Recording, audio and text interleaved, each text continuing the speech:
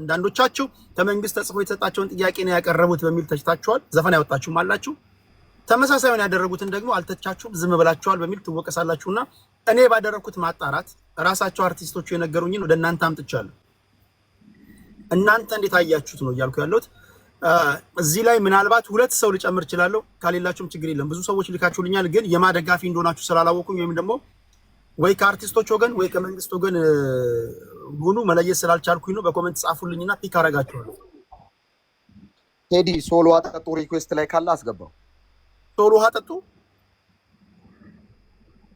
አዎ አካውንቱ ካለ ሪኩዌስት ላይ አስገባው። ካልሆነ እኔ ልቀጥል። ሶሎ ውሃ ሶሎሞን ጋቡ አለ። ሶሎ ውሃ ጠጡ የሚል አይታየኝም። አንድ ቁጥር ጻፍልኝ ካለ። ኦኬ ይሄን ከጨረስን በኋላ ወደ ኢራን እና እስራኤል ስለምንመጣ በዛ ላይ በዓለም አቀፍ ጉዳይ ላይ ታዘባችሁትን እናወራለን። ትንሽ እዚህ ጋር ቆይታ አድርግ ማህበራዊ ጉዳይ። እሺ ሶራና አማራ ስትሮንግ ያወሩና ከዛ ወደ እንዳልክ ሄዳለሁ። እሺ ኖ ቀድመ የገባው እንዳልክ እያወራ እያለ ከሆነ ሶራ ታወራና እንዳልክ ታወራለህ። ከእንዳልክ በኋላ አማራ ስትሮንግ ታወራለህ። በተቻለ መጠን ኃላፊነት እንደሚሰማን ሆነን ነው ማውራት ያለብን። ኮሜንት ላይ የፈለጋችሁትን የመጻፍ መብታችሁ የተጠበቀ ነው። ከአምስት በላይ ግን እሳደባለሁ ካልክ ትቦለካለህ። ከአምስት በላይ የሚሳደቡ ሰዎች መመርመር አለባቸው የሚል ጽኑ እምነት ስላለ ማለት ነው። አንድ መደበኛ የሰው ልጅ አንድ ጤነኛ ሰው ከአምስት በላይ አይሳደብም የሚል እምነት አለኝ። ከአምስት ጊዜ በላይ ግን ሰው የምትሳደብ ከሆነ አንተ ሳትሆን በተደጋጋሚ እንደምናገረው የአባትህ ስፐርም መመርመር አለበት የሚል እምነት አለኝ። ስለዚህ እያየገባበት ሶራ ወደ አንተ ልምጣ። እሺ ምን ታዘብክ? እሺ ቴዲ አመሰግናለሁ። ያው ኖርማሊ የኢትዮጵያ ፖለቲካ ተመሳሳይ ሳይክል ውስጥ ስላለ ነው እኮ ችግሩና አሁን ድሮም ደርግ ጊዜም ቢሆን ሰዎች መንግስት ለዘመቻ ምናምን ሲፈልጋቸው ዘፋኞች ይዘፍናሉ፣ በግድም ማለት ነው። በኢህአዴግም ጊዜ ልክ እንደዛው ይደረጋል። እንደውም የሆነ አርቲስት ነበረ ሸዋፈራው ደሳለኝ ምናምን በኢህአዴግ ጊዜ በጣም አሽቋለጥክ ምናምን ተብሎ ልክ እንደዚህ ልክ የለውጡ ጊዜ ላይ ምናምን ነገር በሆነ ስብሰባ ላይ በጣም ሲወቀጥ አይቻልካለሁ። እንዲሁም ሰራዊት ፍቅሬ ራሱ ከመለስ ዜናዊ ጋር ቁጭ ብለህ እድል አልሰጠህንም ሁሉ ተብሎ ሲወቀስ ሰምቻለሁ። አሁን የኛውም ኖርማሊ ጥያቄ ቀድሞ ነው የተዘጋጀው ምናምን ኖርማሊ እነዚህ ዘፋኞችም ሐኪሞችም የሚዲያ ሰዎችም ሲቀርቡ ማህበራት አላቸው እኮ። ለምሳሌ ካሙዚ ወከለው የአቀናባሪዎች ማህበር ሊሆን ይችላል። ያኛው እንትና ሚካኤል ደግሞ የወከላቸው ደግሞ የአርቲስቶች የቲያትር ሰራተኞች ማህበሮች አሉ። በእነሱ ስር ያሉትን ሰዎች አወያይተው ጥያቄዎቻቸውን ይዘው መጥተው ተጨምቀው ለጠቅላይ ሚኒስትሩ ቀርቧል ጥያቄው። ሰዎች መገኘት አለመገኘት መብታቸው ነው ኖርማሊ። ግን ማህበራቸው ግን ጥያቄውን ያቀርባል። ለምሳሌ ያለባቸውን የታክስ ችግር ሊሆን ይችላል፣ የሌላ ለምሳሌ የሙዚቃ መሳሪያ ከታክስ ነፃ ሆኖ እንዲገባ ሊጠይቁ ይችላሉ። የተለያዩ ጥያቄዎች ሊኖራቸው ይችላሉ። ማህበሮቻቸውን ወክለው አንዳንድ ኢንዲቪዥዋሎች ሊናገሩ ይችላሉ። አንዳንድ ጥያቄ አሁን ለምሳሌ አዲስ ታይምስ ሲናገር ሰምቻለሁ። አስኪ ለፈጣሪ አመሰግናለሁ። እነዚህ ሰዎች አርቲስቶች ናቸው። ጥያቄ ካላቸው ፌር መሆን ስላለብኝ ነው። ጥያቄያቸውን ለባህልና ቱሪዝም ለምን አላሳወቁ? ባህልና ቱሪዝም ይመለከቷል። ለምን ከነሱ ጋር ስብሰባ አላደረጉም የሚሉ ወገኖች ሊኖሩ ይችላሉና ቀጥታ ለምን ከጠቅላይ ሚኒስትሩ ጋር ተገናኙ? ዛት አንድ ጥያቄ ሊሆን ይችላል። ለምሳሌ አሁን ጠቅላይ ሚኒስትሩ እነዚህን ሐኪሞቹንም አስተማሪዎቹንም በየራሳቸው በሚኒስቴር መስሪያ ቤቶች ደረጃ ተወያዩ ብሎ ማስቀመጥ ይችል ነበር። ምንም እኮ ችግር የለውም። ቀላል ነገር እኮ። ከዛ በኋላ የሚኒስቴር መስሪያ ቤቶቹ የራሳቸውን ግብአት ወስደው ለጠቅላይ ሚኒስትሩ አቅርበው ጠቅላይ ሚኒስትሩ የሆነ ሰዓት ላይ መልስ ሊሰጥ ይችላል ጨምቆ። ግን ጀስት የበለጠ ደግሞ የጥያቄያቸው ተቀባይነትና ላይ ካሁን ለምሳሌ ሰዎች ለጠቅላይ ሚኒስትሩ ጥያቄ ሲያቀርቡ የሚሰማው ስሜት የሆነ ማለት ጥያቄ ቶሎ ይሰማልኛል የሚለው አይነት ፊሊንግ እንዲኖር ያንን መድረክ ማመቻቸት ራሱ ትልቅ እድል ነው። ባይዘው እኔ እንደዛ ነው የማስበው። አሁን የሆነ ሰዎች የመንግስት ደጋፊ ነን። መንግስት ለነዚህ አርቲስቶች ለኔ በነገሩኝ የራሳችን ጥያቄ ነው፣ ራሳችን ጨምቀን ተስማምተን አጽድቀን የተከፋፈልናቸውን ጥያቄዎች ናቸው የጠየቅነው ብለውኛል አርቲስቶቹ። ህዝባችን ደግሞ ኖ ጥያቄ ሲያነብ ለምሳሌ ካሙዙ ከጀርባው ካሙዙ ካሳ ይላል። ይሄ ማለት መንግስት ራሱ ጽፎ የሰጠው ጥያቄ ነው ይላሉና ምን ትላለህ በዚህ ጉዳይ ላይ? ይሄንን ገለልተኛ ካለው ወይም ለምሳሌ ዘፋኞች ወይም አቀራባሪዎች የኛ ጥያቄ አልተጠየቀም እኛ አልሰጠነውም ብለው መናገር ይችላሉ ብዬ አምናለሁ እንጂ አሁን እርግጠኛ ሆነ እንደዚህ ተሰጥቶት ነው ምናምን ብሎ መደምደም በጣም ከባድ። እዛ ውስጥ እኮ ብዙ ሰዎች አሉ ገለልተኛ ናቸው ብለን የምናስባቸው አርቲስቶችም እኮ አሉ። እነዛ ሰዎች እኮ የመናገር መብት እኮ አላቸው አይደል? ሊናገሩ ይችላሉ። ሁለተኛ የፈጠራ ባለሙያዎች ነን፣ መብታችን ይከበር። አንዳንድ ለሙዚቃ መሳሪያ፣ ለድራማ፣ ለተለያዩ ለቀረጻ የምንጠቀማቸው ቁሳቁሶች ከቀረጥ ነፃ ይግቡልን፣ መብታችን ይከበር፣ ማህበር ይኑረን ማለት ይሄ እኮ ምን እንዴት መንግስት ጽፎ ሊሰጣቸው ይገባል? ይሄ ሲናገሩት የኖሩት ጉዳይ እንዴ በኢህአዴግ ጊዜ አልሰማችሁም? ይሄ እኮ በቃ ዲሞክራሲያዊ መብታቸው ነው። ማንኛውም ቴዲ ምን ነው እሱ ላይ ብቻ ተቆርቀ የመንግስት ልማት እያሉ መንግስትን ፕሬዝ እያደረጉ መንግስት ተቀባይነት እንዲኖረው እኮ የካድሬ ስራ ሲሰሩ አልነበር እንዴ? አሁን እኮ ችግሩ ምን መሰለህ ቴዲ፣ አሁን ለምሳሌ ልማትም አዲስ ታይምስ ላያመሰግን ይችላል ወይም ላይመቸው ይችላል። ያ ሰው ደግሞ ሊመቸው ይችላል። ፐርሰናል ኦፒኒየን እኮ ነው። እኔ የምፈልገውን ነገር እኮ መረቅ እኮ እችላለሁ እኮ። አይ መንግስት በቃ ትክክለኛ ነገር ነው። ለምሳሌ ኮሪደር ልማቱ በክፍለ ሀገሮች በተደረገው የሪዞርት ስራዎች በጣም ደስተኛ ነኝ ብዬ መንግስት ላሞግስ እችላለሁ። አዲስ ታይምስ ደግሞ ነው በቃ ይሄ ደግሞ ትክክለኛ ነገር አይደለም፣ ይሄ ልማት ምንም ትርጉም የለውም ለኔ ሊል ይችላል። እንኳን እሱ ትርጉም የለኝ በቃ ኢትዮጵያ እኔ ህልውና ትግል ነኝ ወደብ አያስፈልገኝም የሚል የለ እንዴ? ሰው መብቱ እኮ ነው በቃ ራስ ዩሮፕኒያን። ግን እንደዛ ለምን አሉ ሰዎች? ግን ማለት ከባድ ነው። አሁን ይሄ ነው ችግሩ። በቃ አንተ እንደኔ አስብ፣ በቃ አንተ ትክክል አይደለም፣ እኔ በሚሄደው መንገድ ብቻ ሄድልኝ። እንዴት ሊሆን ይችላል እንደዚህ? ዓለምስ እንደዚህ ይሄዳል እንዴ? ሰዎች አሁን ሰው ኢራንንና እስራኤልን ይደግፋል፣ ጋዛን የሚደግፍ ሰው አለ፣ የማይደግፍ ሰው እኮ አለ አይደል? ያ የሰዎች እኮ ኦፒኒየን ነው። በቃ ሰዎች የራሳቸው እይታና አካሄድ አላቸው። የሰዎችን መብት እኮ ማክበር ወሳኝ ነገር እኮ። አለመገኘት አለመጠየቅ መብት ነው። ተገኝቶ ደግሞ መጠየቅም ጥሩ ነው። እንደገና ደግሞ እርስዎ እግዚአብሔር ነዎት ማለትም እኮ መብቱ ነው እኮ ያ ሰው። ግን ለምን እንደዚህ ያልክ አይባልም እኮ። በቃ ያለበት ነገር የራሱ አመለካከት ሊኖረው ይችላል። ይሄ አሁን ለምሳሌ አዲስ ታይምስ እኮ የሰለጠነ ዓለም ነው የሚኖረው አሜሪካ ውስጥ። ማንም ሰው የፈለገው ነገር ተነስቶ ዶናልድ ትራምፕን ይሳደብ የለ ያሞግስ የለ። ልክ እንደዛ እኮ ለምንድን ነው ኢትዮጵያ ውስጥ ሲሆን ግን እርግማን የሚሆነው ይሄ ነገር ማለት ነው? ሰዎች በቃ የራሳቸውን ኦፒኒየን ያቀርቡ።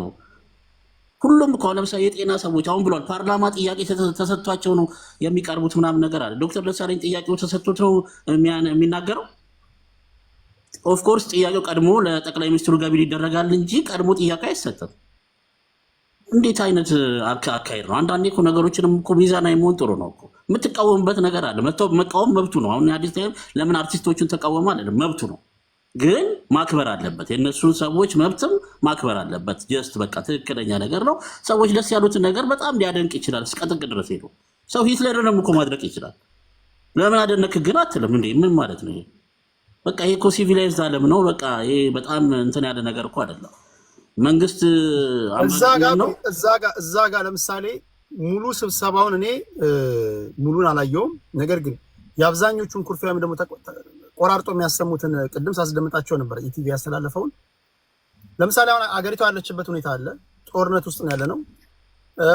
የተቸገሩ ሰዎች አሉ። ምናልባት ከታዳሚዎቹ መካከል አርቲስት ሆነው ጦርነት የለም ያለ አለ። ጦርነት የለም ወይም ደግሞ ሰላም ነን ሁሉም ነገር አልጋ ባልጋ ነው ካለ ቢኮዝ አርቲስት ስትሆን የእናቴ አባተ ልጅ መሆን ይቀርና የህዝብ ልጅ ነው የምትሆነው አይደለም? የህዝብ ልጅ ደግሞ ስትሆን ህዝቡ ካንተ የሚጠብቀው ነገር አለና ምናልባት እንደዚህ አይነት ጥያቄዎችን እንደዚህ ምንም ችግር የለም ዝም ብሎ ይሄ ጩኸት ነው ስም ማጥፋት ነው ምናምን ብሎ ፕሮፓጋንዳ የሰራ አለ ወይ? በአርቲስት ስም ተመሳስሎ የገባ ካድሬ አለ ወይ? በግሌ አልሰማሁም። ኖርማሊ እኔ አሁን ለምሳሌ ብልጽግና ደጋፊ ነኝ ልል ይችላሉ። ግን ብልጽግና የማይመቸኝ ፓርቶች እኮ አሉ። በቃ የማይመቸኝ ነገሮች ማለት ነው። ለምሳሌ በሚሰራቸው ስራዎች ደስተኛ ያልሆንኩባቸው ነገሮች አሉ። ደስተኛ ደግሞ ሆኜ የምደግፍባቸው ፓርቶች አሉ።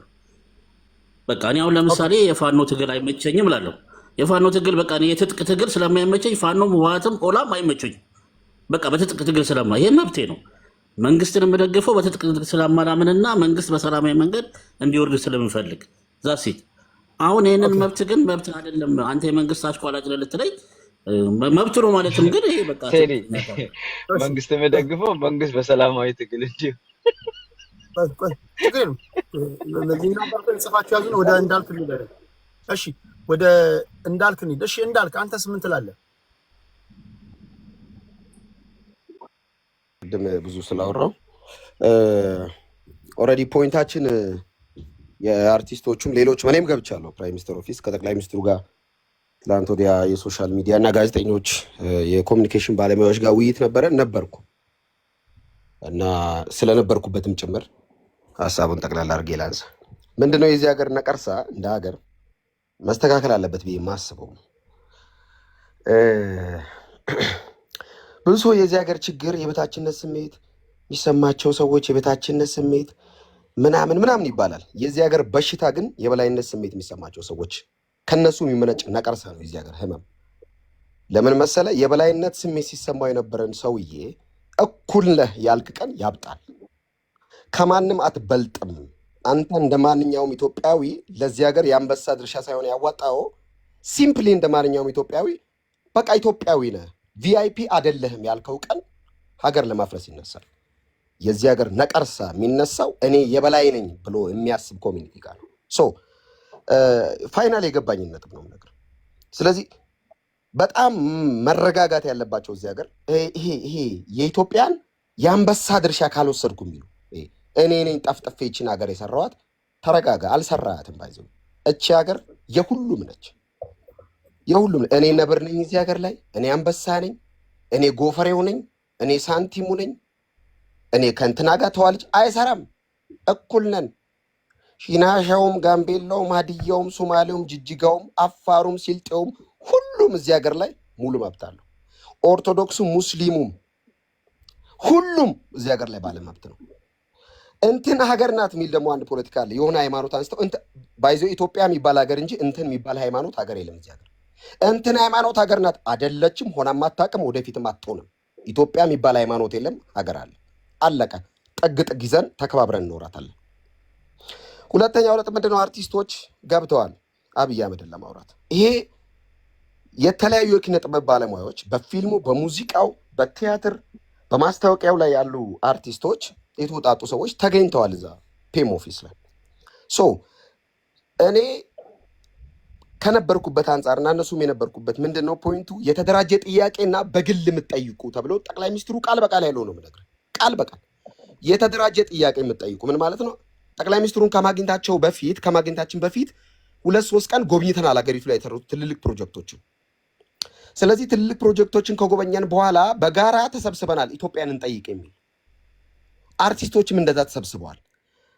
የአርቲስቶች ማህበር ተሰብስቦ ጥያቄ አደራጀ። ጥያቄ ተደራጀና ለካሙዙ ይሄን ይጠይቅ፣ አዝጌ ይሄን ይጠይቅ ተብሎ አርቲስቶቹ ተሰብስበው ጥያቄ ወጣ እንጂ የመንግስት ባለስልጣን ወይም የመንግስት ካድሬ ወይም የአብይ ካቢኔ ያደራጀው ጥያቄ አይደለም። ባይዘው አይደለም። ጋዜጠኞች የጠየቁት ጥያቄ፣ እነዚሁም ተሾመም ሌሎች የጠየቁት እኛ ተሰብስበን ነው። ባይዘው ከሁለት ቀን በፊት ከጎበኘን በኋላ የተለያዩ ፕሮጀክቶችን ጎብኝተን ተሰበሰብንና የማህበር ጥያቄን ጠይቅ፣ በግል እንጠይቅ የሚል በግል የሚጠይቅ በግል ይጠይቅ ተባለ። በማህበር የሚጠይቅ በማህበር የሚጠይቅ ተባለ። አለቀ። ለካሙዙ ተብሎ ከመንግስት የተላከ ጥያቄ የለም። ካሙዙ እዛው አርቲስቶች ተሰብስበው ያሰባሰቡት ጥያቄ ነው። አዝጌም እንደዛው ነው የጠየቀው። አፕሪሺዬሽን ደግሞ የሀገር መሪ ስታገኝ አፕሪሺዬት ማድረግ አለብህ። አለቀ እንዴ! የሆነ ሰው ስለጠላ አብይ አህመድን መጥላት የለብኝም። እኔ እወደዋለሁ። ይኸው 2000 ሰው እዚህ ያለ ስትገለበጥ ውለት አድራለ። አብይ አህመድ አኒል እንዳልካቸው ዘነበ ይወደዋል፣ መብቴ ነው። አዲስ ታይም ይጠለዋል፣ መብቱ ነው። ሳምበዲ ይጠለዋል፣ መብቱ ነው። እኔ እወደዋለሁ፣ መብቴ ነው። አክብርልኝ። ያንተን የጥላቻ መብት እንዳከበርኩ ሁሉ አብይ አህመድን የመውደድ መብቴን አክብርልኝ። ምንድነው? እኔ ስለጠቆርኩ ጥቆር አይባልም። እኔ አብጫለሁና አንተም እበጥ አይባልም። እኔ እንጀራው ሻግቶብኛል ያንተም ይሻግ አይባልም። ችግር ካለበት ይሄ ችግር አለበት፣ የዚህ መንግስት ስርዓት ይሄ ክፍተት አለበት፣ ይሄን አልቀበልም፣ ይሄን እንቀበልም እና አብይ አህመድን እንዳልክ ስደግፍ ሙሉ የመንግስት ስርዓቱን ደግፈ ነው አይደለም። የምትቃወመው ነገር የለም፣ በደንብ አለ። በደንብ ዛሬ ቀበሌ ሲሄድ የሚያበሳጩኝ ሰዎች አሉ። ብጭት እያልኩ ነው። የሚደብር ነገር የለም አለ። ሙሉ ለሙሉ ትጠለዋለህ? ኖ ምቃወመውን እቃወማለሁ፣ ደግፎ እንደግፋለሁ። ሶ አርቲስቶች ተሰበሰቡ። 4፣ 5፣ 8 መንግስት ላይ የነበሩ አርቲስቶች እያሉ ትላንትና ጉዞ አድዋ ፕሮጀክት የሚባል ታከለውማ ከንቲባ በነበረ ሰዓት ከመንግስት ካዝና እየቧጠጡ ይህንን ጉዞ አድዋ ፕሮጀክት ሲያስቀጥሉ የነበሩ በየአድዋው ግን የአማራ ፖለቲካ አቀንቃኝ የሚመስሉ ሻሽ ያንጠመጠሙ አርቲስቶች ቁጭ ብለው አብይን አፕሪሼት አድርገው ያ አርቲስት እዛ ቁጭ ብሎ ሰራዊት ፍቅሬ ሌሎችም 7-8 ዓመት የበሉ ቁጭ ብለው ካሙዙና አስጌ ላይ ታርጌትሊ ተለይቶ የተመቱበት ምክንያት ይታወቃል። በደንብ ነው የማውቀው እኔ አንዳንድ ምንድነው ይሄ ምንድነው የደቡብ ልጅ ብቻ አይደለም እንዳንድ የነ ካሙዙ የነ አስጌ ደም እንዳለበት ወጣት ሆን ተብሎ ታርጌት ይደረገ ነው። ሆን ተብሎ የታሪክ ወዳላ ቼክ እናድርግ። ኤልያስ መልካ ከመለስ ዜናው ጋር የተለየ ቁርኝነት ነበረው፣ ምንም ጥያቄ የለውም። ሌሎች አርቲስቶችም በተለያዩ መንግስታት ታሪክ ውስጥ ብዙ ፕሮሞሽን ሰርተዋል። የአባይ ግድብ ከዚህ በኋላ ሻማ አይበራም ብሎ ብዙ አርቲስቶች ሰርተዋል። ይሄ ኢትዮጵያ ውስጥ ያለ የተለመደ የሚኖር ነው፣ ይቀጥላል። ምንድነው ካሙዙ ላይ ዘመቻ የምታስከፍተው? ምንድነው አስገኘው አሽኬን ከማየት የምትለው? ባይዞ የፈለገ ታብጣታለ እንጂ ካሙዙ ይቀጥላል፣ አስጌም ይቀጥላል፣ አይቆምም። ልጆቹ ጄኒውን ናቸው፣ ዩኒክ ናቸው፣ የሚገርም የሙዚቃ ብስለት ብቃት አላቸው። አትቋቋማቸውም፣ ባይዞ አትቋቋምም። የፈለገ ባይኮት ብትጀምር ካሙዙ ካሳ አይቆምም። የሚገርም ሰው ነው። ሰው በጣም የሚወድ ብሔር ሳይለይ ሙዚቃ የሚሰራ ለአስቴር አወቀ፣ ለብስራት ሱራፌል፣ ለሂቦንጎ የምሬ ነው። ካሙዙ ካሳ ለአስጌ፣ ለማሚላ እንደገና ለፍቅር አዲስ፣ ለኃይልዬ ታደሰ፣ ለነዋይ ብሔር ሳይለይ ለሙዚቀኞች ሙዚቃ የሚሰራ አቀናባሪ ነው ካሙዙ ካሳ። ደርሳ አጋጣሚ ግን ተልታሸማቀቀ ነው። የዳኘዋልና የብስራት ሱራፌልን ዘፈን ሰርቷል እኮ ካሙዙ ካሳ። አይለይም ካሙዙ። ለአፋር ሰርቷል፣ ለሶማሌ ሰርቷል፣ ለወላይታ ሰርቷል፣ ለሽናሻ ለጋምቤላ ሰርቷል። ካሙዙ ያልሰራው ብሔር ብሔረሰብ ሙዚቃ የለም። ደርሰ ክፍተት አግኝተ ይህን ሰው ዘመቻ ታስከፍትበታለህ። ስንት ለሀገር ውለታ የከፈለ ሰው። እኔ ዘፈን አልወደም፣ እኔ ጴንጤ ነኝ። ዘፈን በጣም ነው የሚያስጠላኝ በዚህ ሰዓት። በተለይ ግን ለምንድን ነው በዚህ ጉዳይ የምታወራው ካልከኝ እንደዚህ እንድታጠቃው አልፈቅድልህም። ሰውየው ወጥቶ ማውራት የሚችል ሰው አይደለም። ሰውየው ሙዚቃ ነው የሚችለው። ኦኬ ዞሮ በጣም እሺ፣ ሐሳቤን አንድ ደቂቃ ስጠኝ እንግዲህ በአንድ ደቂቃ ምን ለማለት ፈልጌ ነው ቴዲ አዲስ ታይምስ ሌሎችም አሁን የገቡ ሰዎች ጋር በሀሳብ ልዩነት ይኖረናል፣ ምንም ጥያቄ የለውም፣ ይኖረናል፣ ወደፊትም ይኖረናል። አዲስ ታይም እና እኔ ከመስከረም ይልማ እጅጋዩ አይለምሩ ማፀን ውስጥ እኩል አልወጣንም። የኔ እናት ነች እቺ እኩል አንድ ማፀን ውስጥ አልወጣንም። ብንወጣ ማን ነው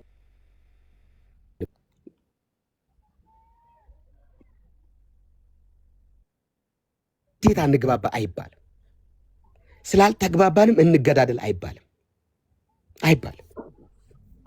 ቴዲና እኔ ለምሳሌ የዛሬ ወር ነው 15 ቀን በሆነ እንትን ጉዳይ ላይቭ ላይ አልተግባባንም። ተበሳጭቼ ወጥቼበታለሁ። በዚህ ጉዳይ ረስተነው ተገናኘ፣ አለቀ። የዘላለም ሕይወት አናገኝበትም። ዲስ ኢዝ ፖለቲክስ። አብረን ስንኖር የምናስተካክለው ነገር አለቀ። ስለዚህ ምንድን ነው እኔ አሁንም ወደፊትም ለአዲስ ታይምስም ለሌሎችም ሶራም እዚህ ላሉ ገስት ላይ ለገቡም ሌሎችም ግዴታ አንድ ትንፋሽን ተንፍስ ግዴታ እንደ አንድ እናውራ ብተዋል። ካሙዙ ካሳ አርቲስቶች ያዋጡትን ጥያቄ ነው የጠየቀው። አስጌም እንደዛው፣ እኔም ጠይቄያለሁ፣ ሌሎችም ጋዜጠኞች ጠይቀዋል። እኔ በግሌ አብይ አህመድ አሊን እደግፈዋለሁ፣ እወደዋለሁ። ኦኬ እስቲ እዚህ ጋር ይሄን አርቲስት እኒና እያነበበ ነው ጥያቄ የሚያቀርበው፣ ትሰሙታላችሁ። አብዮት ያማከለ ዋነኛ ተግባሩ ከፈጠራ ስራ ጋር የተቆራኘ የዲጂታል ፕላትፎርም ማበልጸጊያ ያስፈልገዋል። ከኤአይ ኢንስቲትዩት ጋራ ከቴሌኮሙኒኬሽን እንዲሁም ከኢንሳ የመሳሰሉ ዲጂታል ላይ በጣም የበለጸጉ ተቋማት ጋራ በጋራ የምንሰራበትን ማዕቀፍ ቢመቻች፣ እነዚህ ነገሮች ተረድተው የነገሩንም ጥልቀት ተረድተው መልካም ምላሽ እንደምናገኝ ተስፋ እናደርጋለን። አመሰግናለሁ። ክብርነቱ በቅድሚያ ሁሉም እያነበበው ነው ጥያቄ የሚያቀርበው። እየለየ የምትመታ ከሆነ ግን ችግር አለ ማለት ነው። ግልጸኝነት ለዘላለም ይኖር። የተለያዩ ሀሳቦችን ነው እየሰማን ያለ ነው። ሁሉም እያነበቡ ነው ጥያቄ የሚያቀርቡት። ስለዚህ እዚህ ጋር የሚያድንህ በእጅ ያለው ሀቅ ብቻ ነው። እኔ አላድንህም፣ ፑቲን አያድንህም፣ ፊልድ ማርሻል አያድንህም፣ ሀቅ ብቻ ነው ወይም ደግሞ ንግግር የማሳመኛ ነጥብ ብቻ ነው የሚያደነው። ሜዳውም ይኸው ፈረሱም ይኸው። የኔ ኃላፊነት መድረክ መክፈት ነው። እሺ ወደ አማራ ስትሮንግ እንመጣለን። አማራ ስትሮንግ የአርቲስቶችን ስብሰባ ከጠቅላይ ሚኒስትሩ ጋር የነበረው እንዴት አየው? ታንክ ዩ ኬዲ አይ ቲንክ ምን እኔ በተለየ መልኩ አላየሁትም። ልክ እንደ ከሌሎቹ ቅድም ማነው አንድ ወንድሜ ሲናገር ነበር። ልክ ነጋዴዎችን፣ ሐኪሞችን፣ አስተማሪዎችን ጠቅላይ ሚኒስትሩ ሁሉን አውቃለሁ ባይ ስለሆነና የራሱን ካልት መገንባት የሚፈልግ ሰው ስለሆነ ሁሉንም እንዳናገረው አድርጌ ነው የማየው። ከዛ በፊት አንድ ነገር ማለት ፈልጋለሁ። አሁን በፊት የተናገረው ወንድም ሲናገር ኢትዮጵያ ውስጥ ያለው ነቀርሳ የበላይነት ስሜት የሚሰማው አካል ነው የሚለው ነቀርሳ አባባል ልክ አይደለም። ሁለተኛ ኢትዮጵያ ውስጥ ያለው ነቀርሳ ይሄን ስርዓት የተከለው ነው። አንዱ የበላይነት አንዱ የበታችነት ስሜት እንዲሰማው አድርጎ የተከለው ስርዓት ነው። ይህ ስርዓት ደግሞ ያለውን አዲስ አበባ ነውና እንዴት አድርጎ ለዚህ ነው አርቲስት ስትሆን አክቲቪስት፣ የሶሻል ሚዲያ ኒውትራል የሆንክ የህዝብ ሀብት ነኝ ብለህ ራስን ስታቀርብ ከእንዲህ አይነት አነጋገሮች መውጣት አለብን። ምክንያቱም አርቲስት ከሆንክ የአርቲስት ሶሻል ቤዙ ህዝቡ ነው አይደለ? ኢንዲስክሪሚኔትሊ ባጫሉ ዘፈን ያልጨፈረ ሰው የለም አይደለ? በጥላሁን ገሰሰ ዘፈን፣ በነ ቴዲ አፍሮ ዘፈን አይደለም የነሱን ከዛም አልፈ በነ ማይክል ጃክሰን ሁሉ መጨፈር የሚችል የሚፈልግ በነ ቢዮንሴ ዘፈን የሚጨፍር ህዝብ ነው።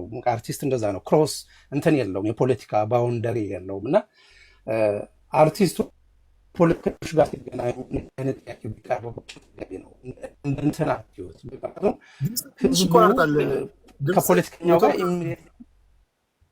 ኔትወርክ ይቆራርጣል። ትንሽ ኔትወርክ ቀይ ይታየኛል። ምናልባት ኔትወርክ ፖለቲከኛ ነው አብይ አህመድ እና ዝም ብሎ ከማንም ጋር ጊዜውን አያጠፋም። ነጋዴዎቹንም ሲያናግር፣ ሐኪሞቹንም ሲያናግር፣ ሁሉንም ሲያናግር አቺቭ ማድረግ የሚፈልገው የፖለቲካ ኦብጀክቲቭ ስላለ ነው።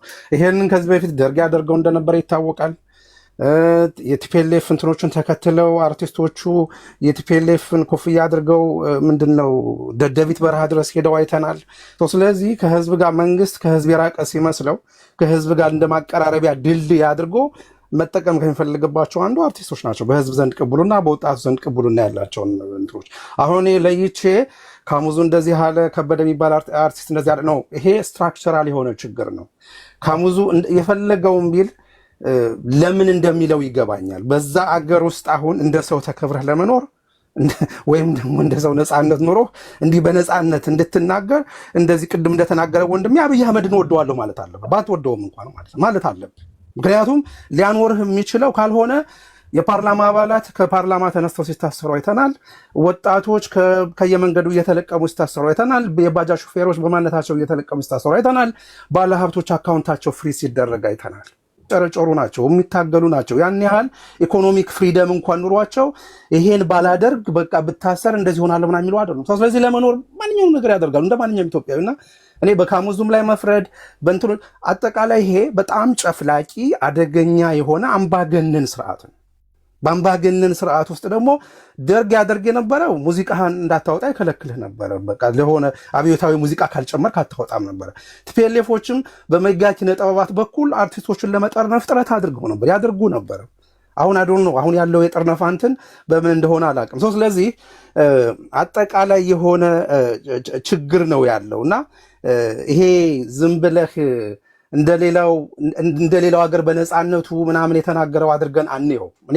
እኔ ልጆቹ ላይ መፍረዳችሁ ትርጉም የለውም። በቃ ተዋቸው ይኑሩበት። አጠቃላይ ስርዓታዊ ለውጥ እስካልመጣ ድረስ ከሐኪሞቹን እንደ ሐኪሙ ነው የሚያናገር፣ አክቲቪስቱን እንደ አክቲቪስት እየሆነ አርቲስቱን እንደ አርቲስት እየሆነ እኔ የአብይ አህመድ የኖሌጅ ሊሚት የቱ ጋር ነው ያለው? በቃ እዚህ ላይ በቃ ምንድነው የእውቀት ባህር እሱ ብቻ ነው የሚመስለውና እኔ ካቢኔ አባላቶቹም ያሳዝኑኛል። መቼ ነው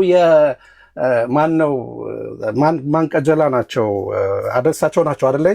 የባህልና የቱሪዝም እንትኑ እሳቸው ናቸው ሰብስበው ለምሳሌ የነበረው ኮንቨርሴሽን የሀገራችንን ባህል እንዴት እንዳሳድግ ምናምን ቢሆን ቅድም እያላችሁ እንደነበራችሁት በየሚኒስትር ሴክተር መስሪያ ቤቶች በዛ በኩል ተመድቦ ይደረግ ነበር። ይሄ ግን የተደረገው የጠቅላይ ሚኒስትሩን ኢሜጅ ከህዝብ ዘንድ እየተፋቀ እየወጣ ያለ ሰው ስለሆነ የእሱን ለመገንባት ነው። በቃ አለቀ።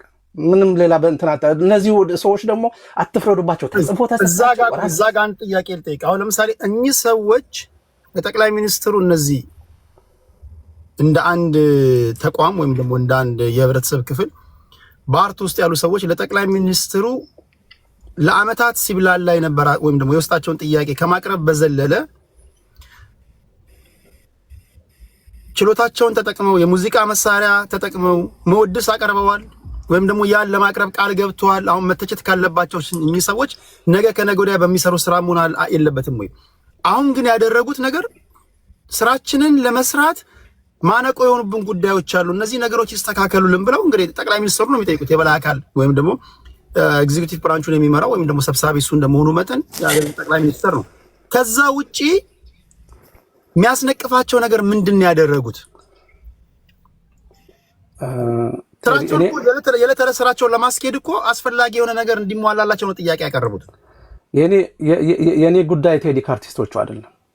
የኔ ጉዳይ አሁንም ቅድም እንዳልኩት ነው። አርቲስቶቹ ለመኖር ሲሉ ልክ ባለሀብቶቹ ለመኖር ሲሉ የአብይ አህመድን መጽሐፍ 10 ሚሊዮን ኮፒ በ10 ሺህ ኮፒ ገዛለሁ ብሎ አንዱ ባለሀብት ቃል እንደገባው ነው። ኢትዮጵያ ውስጥ ለመኖር አሁን ለመኖር የአብይ አህመድ ጫማ ስር መነጠፍ አለብህ። ስለዚህ እኔ አርቲስቶቹን አይደለም በነፃ መድረክ ቢሆን ኖሮ እነዚህ አርቲስቶች ከአዲስ አበባ ተነስቶ ኩሪፍቱ ሂዶ ተዝናንቶ ለመምጣት የሚቸገር አርቲስት እርሶን የማያመሰግን ህዝብ ጤናማ አይምሮ ያለው አይመስለኝም ካለ መሰረታዊ የሆነ ችግር አለ ማለት ነው። እኔ ችግሬ ከአርቲስቱ አይደለም። በቃ እዛ አገር ውስጥ እንዴት የሆነ በቃ ልክ የጠቅላይ ሚኒስትሩ ሰብዕና ይሄን ፋሳድ በሆነ በውሸት የተገነባ እንደሆነ ሁሉ የሰውም ኑሮ ይሄ ውዳሴውም ምኑም የውሸት እንደሆነ በአደባባይ ያስታውቃል። ሰላም እኮ ሚኒማል ሪኳየርመንት ነው ለምንም ነገር። የአርቲስቱንም ስራ ለማስፋፋት የነጋዴውን ስራ የአስተማሪውን የምኑን ስራ ለማስፋፋት ሰላም የመጀመሪያው ቅድመ ሁኔታ ነው። አሁን ቅድሞ ወደሜ ሲናገር ቀበሌ ሄጄ እንዲህ ካሉኝ ይቃወማለሁ። እሱማ ሲደላ ነው። ቀበሌ ብትሄድ አሜሪካን ብትሄድ የትም አድቫንስድ የሆነ ሀገር ብትሄድ ወረፋ አለ፣ በሆነ ወይ ማሽን ተበላሽቶ ቢሮክራሲ ይኖራል። ቢሮክራሲ የሌለበት ፍጹም የሆነ ዲሞክራሲ ያለበት የለም። but people are talking about ስለ ሰላም። ድሮ ወጥተህ ከ4 ኪሎ ምሳ በልተህ ሱሉልታ ሄደህ ጠጅ ጠጥተህ ተዝናንተህ መመለስ የለም። አሁን እሱ ይሄን ያህል ሰላም በጠፋበት ሀገር እርሶን የማያመሰግን ሰው ጤናማ አይመስለኝም ካለ መሰረታዊ ችግር አለ ማለት ነው። ስለዚህ አብይ ለምንድን ነው ሊጠቀምበት የፈለገው ካልከኝ ግን መሰረታዊው እሱ ስለሆነ ይሄንን መድረኩን የሚያዘጋጀውና የራሱን ሰበናም እንደመገንቢያ በጣም ርካሽ በሆነ መልኩ ሰበናውን ለማስተካከል ይተጋጋጥ ያለ ሰው ስለሆነ ከካሙዙ ጀርባ ያሉ ወጣቶች ከካሙዙ ጀርባ ያሉ ደጋፊዎች ወይም ደግሞ ከሌሎች አርቲስቶች ከነሱ ጀርባ ያሉ ደጋፊዎች እስቲ ካሙዙ ሲያመሰግነኝ ሊያመሰግኑኝ ይችላሉ፣ ሊቀበሉኝ ይችላሉ። እኔ ለህዝብ እንዲህ የቀረብኩ መሪ ነኝ፣ እኔ እንዲህ የራቅኩ አይደለሁም። በሚኒስትር ደረጃ ሳይሆን ያናገርኩ ያላችሁት ራሴ ቀርቤ ሰው ችግር እየሰማው ነው። ግን ችግር መስማትና ችግር መፍታት ደግሞ ይለያያል። ያን ችግር ሰምተህ ወጥተህ ሄደህ የምታወራው ስለ ኮሪደር ልማትህ ከሆነ ያን ችግር ሰምተህ ወጥተህ ሄደህ የምታወራው ስለ ኬላላ ሪዞርት ከሆነ የራሱን በጀት እንኳን የራሱን የሰራተኛ ደሞዝ መሸፈን ስላቃተው ስለ ኬላላ ሪዞርት ከሆነ የዚህ ሀገር የህዝብ ችግርና የመንግስት ባለስልጣን ነኝ የሚለው ኃይል በቃ ከእውነት ጋር የተፋቱ ናቸውና እዚህ ጋር ቆይ አማራ ስትሮንግ እስኪ ፖለቲካዊ ቋንቋ ተጠቅመ ንገረን። ለምሳሌ አሁን የኢትዮጵያን ታሪክ እንደምታውቀው አርቲስቶችና ስልጣን ላሉ ሰዎች ተለያይቶ አቁም በኢትዮጵያ ታሪክ ካለ እታረማለሁ። በአፄ ቴዎድሮስ ጊዜ ለአፄ ቴዎድሮስ መወድስ የሚያቀርቡ አዝማሪዎች ነበሩ። ለተክለ ጊዮርጊስ እንደውም አፄ ቴዎድሮስ ብቻ ይመስሉኛል ሽመል ይገባዋል የአዝማሪ ቀልባጣ ብሎ እንደዚያ ትዝረክረክ ምናምን ብሎ አንዱን አዝማሪ እንደገረፉ አውቃለሁ። በየዘመናቱ ነገስታት መጥተው ነገስታት በሄዱ ቁጥር እንደዚህ መንግስትን መስለው የሚኖሩ የጥበብ ሰዎች ነበሩ። ከዛ የተለየ ህይወት የለንም እኛ እንደ ሀገር ማለት ነው። በመንግስቱ ኃይለማርያም ጊዜም የመጀመሪያው ሪፐብሊክ በሀገራችን በተመሰረተበት ጊዜም እንደዚሁ ለመንግስቱ ኃይለማርያም መወድስ የሚያቀርቡ አርቲስቶች ነበሩ፣ ጋዜጠኞች ነበሩ። በኢህአዴግ ጊዜም ምን የተለየ ነገር እንጠብቀው?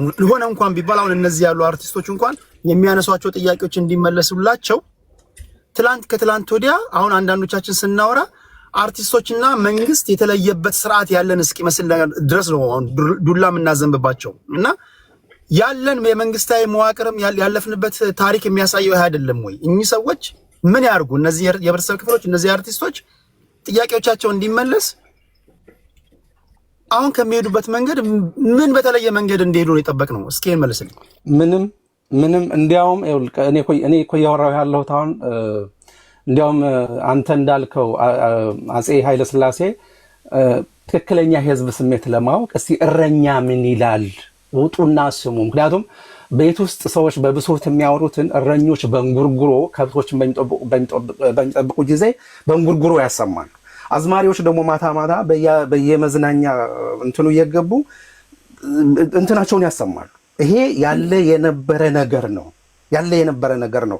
መንግስትን ማወደስ፣ መንግስትን እንትን ማድረግ ይሄ እንደ ሀገርም ስሪታችንም እንደዛ ነው። ለመንግስትነት ቅርበት ያለው ህዝብ ነው የኢትዮጵያ ህዝብ። መንግስትን መስርቶ ለብዙ ዘመን የኖረ ህዝብ ነው።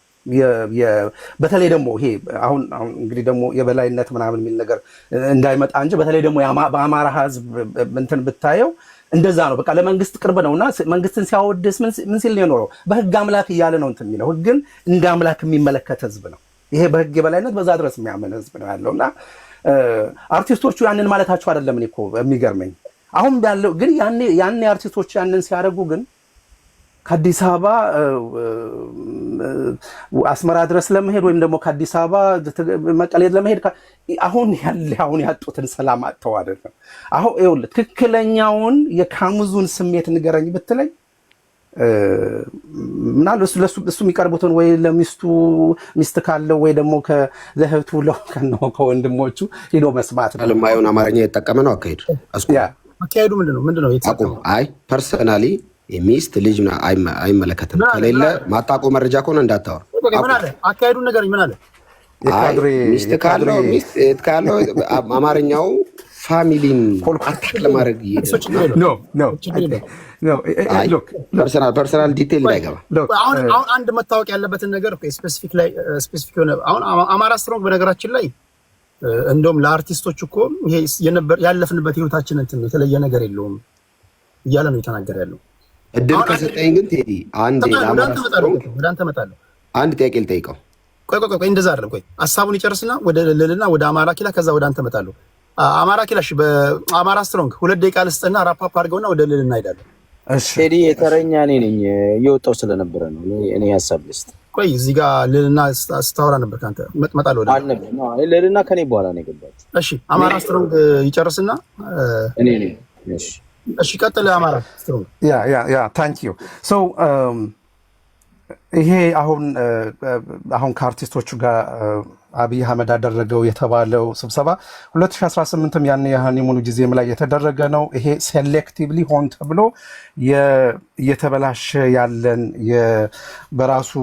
በራሱ ቅሌትም ባለማወቅም በምንም በአምባገነንነትም በምንም ተደማምረው በውሸት የተገነባ ሰበናን አሁንም በዛ ለማስቀጠል የሚደረግ አጉል መጋጋጥ ነው። ግን በእያንዳንዱ የአርቲስቶቹ ንግግር መሃል እኔ የታየኝ የአርቲስቶቹ ስጋት፣ የአርቲስቶቹ ፍርሃት፣ የአርቲስቶቹ አመጣህም በሚባልበት ሀገር ማለት ነው። ስለዚህ ይሄንን በዛ መልኩ መመከት ያስፈልጋል።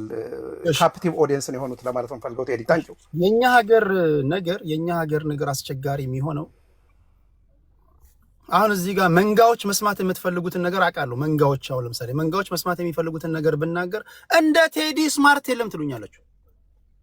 እንደ ቴዲ ስማርት የለም። መስማት ማትፈልጉትን ነገር ብናገርስ እንደ ቴዲ ደደብ የለም። አይተንም ሰምተንም አናቅም ነው የምትሉት። ብዙ ጊዜ ለኛ እውነት የሚመስለን ከኛ አንፃር እኛ ከቆምንበት መሬት አንፃር ሁሉ ነገር የምንለካው።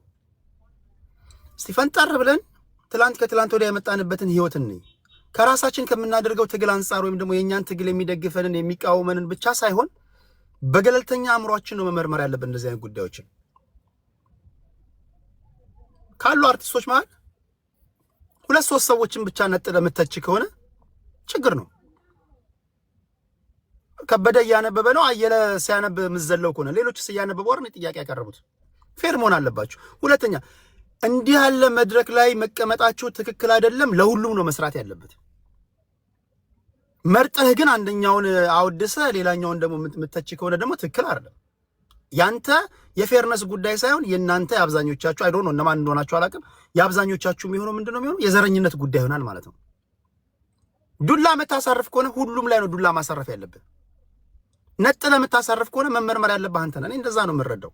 ስለዚህ በዚህ አውድ ነው እዛ ስብሰባ ላይ የታደሙ ሰዎች ስብሰባው ላይ መታደማቸው በራሱ ትክክል አይደለም ካልክ ዱላውን ማከፋፈል ያለብህ ለሁሉም ነው። እኔ እንደዛ ነው ማምነው። ቅድም ያሳየኋችሁ ጥያቄ እያነበቡ ያቀረቡ አርቲስት ሀብታሙ ትገባለህ ትወጣለህ ምንድን ነው? ሞተርክን አስተካክል ላንሳ እኔ ነኝ ስለዚህ የወረድኩ ስለነበረ እሺ እኔ ሀሳቤ ልቀጥል። እኔ ምን መሰለህ አሁን ወንድሜ እንዳልክ ወይንም ወንድሜ ሶራ አሜሪካን ሀገር ነው የምትኖረው፣ መብት ያለበት የሚከበር መብት ነው። አንድ ሰው መደገፍ መብቱ ነው አይደለ ወይ ይላል። አሁን ምን መሰለህ ሰው መደገፍ መብቱ ነው። አንድ ነገር መስማማት ያለብን ምን ደግፈው ምን አይነት ስርዓት ነው ነው ኢትዮጵያኖችን በእኩልነት የሚያይ ስርዓት ነው? ኢትዮጵያኖች በሰላም ወጥተው እንዲገቡ የፈቀደ ስርዓት ነው? ኢትዮጵያኖች እኩል የሀብት ተጠቃሚ እንዲሆኑ ያደረገ ስርዓት ነው? የምንደግፈው ስርዓት ኢትዮጵያን በእኩልነት የሚያስተዳድር ዜጎችን አንዱን ካንዱ የማያበላልጥ እኩል የሥራ ሰርቶ የመብላት ተምሮ የማደግ እድሎችን የፈጠረ ስርዓት ነው ወይንስ ደግሞ የጥቂቶች ስርዓት ነው? መሰረታዊ ነገር እዚህ ጋር አሁን አሜሪካ ነው የምትኖረውና ሰዎች እዚህ ሀገር እዚህ ሀገር 3 ብራንች ኦፍ ገቨርንመንታል አንዱ ቢያጠፋ ሌላኛው ይከታተሏል። ቼክ ኤንድ ባላንስ የሚባል ነገር አለ። ለምሳሌ ላስረዳ። ዶናልድ ትራምፕ ፈርስት ተርሙ ላይ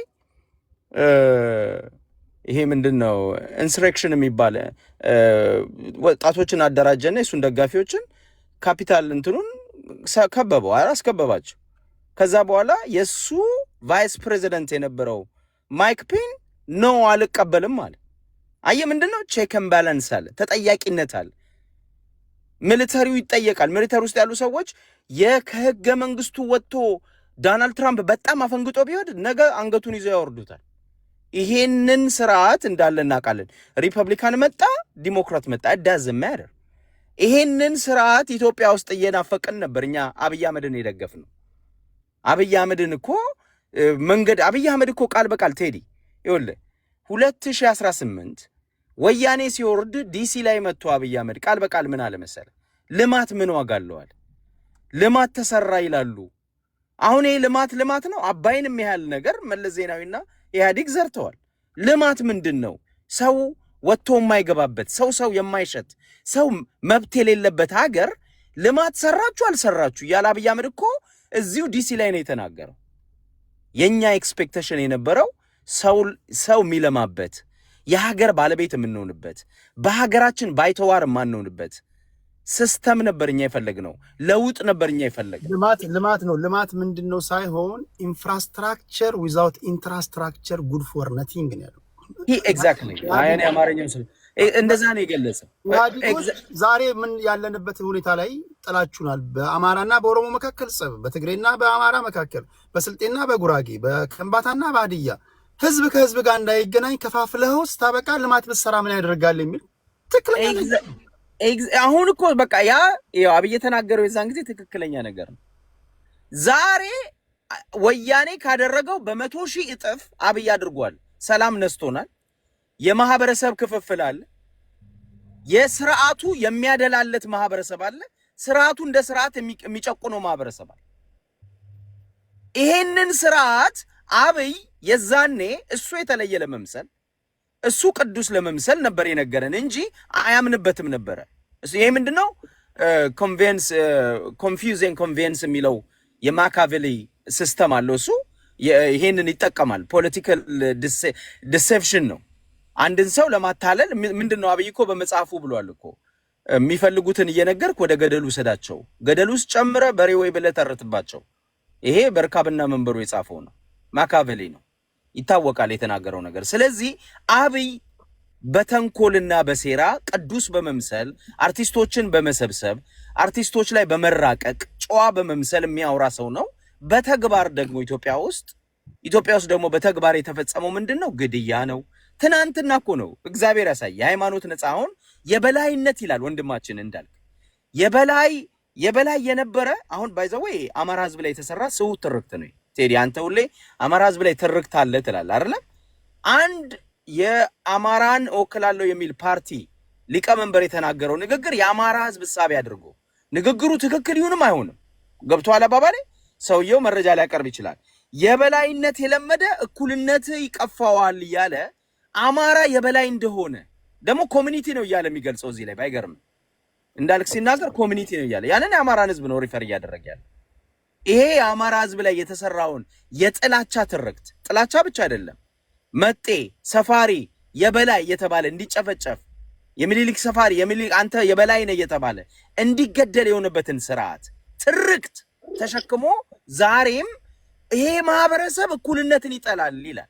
በጣም የሚያሳፍረው ግን ይሄ ማህበረሰብ አብይ አህመድ ሲመጣ በመላው ዓለም በመላው ሀገሪቱ በሚኖርባት ክልል ውስጥ ለሰይ ባህር ዳር ላይ ምንድነው ያደረገው? አብይ ንጉስ አድርጎ አብይን በሰረገላ ሰርቶ ወደ ላይ ይዞ የዞረው ከመቶ ሺዎች በላይ ባህር ዳር ላይ ይሄ ማህበረሰብ ነው። ለምን? ኢትዮጵያ ስላለ። ለምን? እኩልነት ስላለ። እኩልነት እናመጣለን መደመር ስላለ ይሄ ማህበረሰብ መደመር ውስጡ ነው። ይሄ ማህበረሰብ ኢትዮጵያ ውስጡ ነች። ይሄ ማህበረሰብ እኩልነት ውስጡ ነው። ይሄንን ማህበረሰብ ግን ቋንቋውን ጥሎ የሱን ማህበረሰብ ቋንቋ ለምዶ በራሱ ቋንቋ የሚሰድበው ደግሞ ካድሬ ሆዳደር ካድሬ አለ እዚህ። በጣም በሚያሳፍር ሁኔታ ይሄ የጥላቻ ንግግር ነው። እንዳልክ ውስጥ የማየው ፒውርሊ ኢቪል የሆነ የአማራ ጥላቻ ታነባል። በጣም የሚያስጠላ የአማራ ጥላቻ ነው እየሰማ ያለው። ይሄንን ወንድሜ እንዳልክ አንተ ጌታን ተቀብያለሁ ትላለህ አይደል? መጀመሪያ ከአማራ ጥላቻ ንጻ። ጌታ ኢየሱስ ክርስቶስ ሰው ሁሉ እኩል ነው ብሎ ነው የሚያስበው። የአማራ ህዝብ በሄደበት የሚቀጠቀጥ የሚገደል በአንተ አይነት አስተሳሰብ ባለው የፖለቲካ እምነት ነው ዛሬ እየተገደለ ያለው። 7 ዓመት ሙሉ በየወለጋ ለገጣፉ ቡራዩ ሐረር ድሬዳዋ የትኛው አዋሳ ላይ እኮ አንተ የምትኖርበት ደቡብ ነው አይደለም እንዴ? እጀቶ የሚባል የፖለቲካ እንቅስቃሴ ክልል ብሎ ሲጠይቅ አማሮችን ነበር ያረደው፣ ቤተክርስቲያን ነበር ያቃጠለው። ያስብስብ ለምን አማራንን ጥያቄ አልጠየቀም? አየህ የናንተ አይነት ጥላቻ ያንተ ጥላቻ እዚህ ህዝብ ላይ ያደረሰው ነገር እንደዚህ ነው።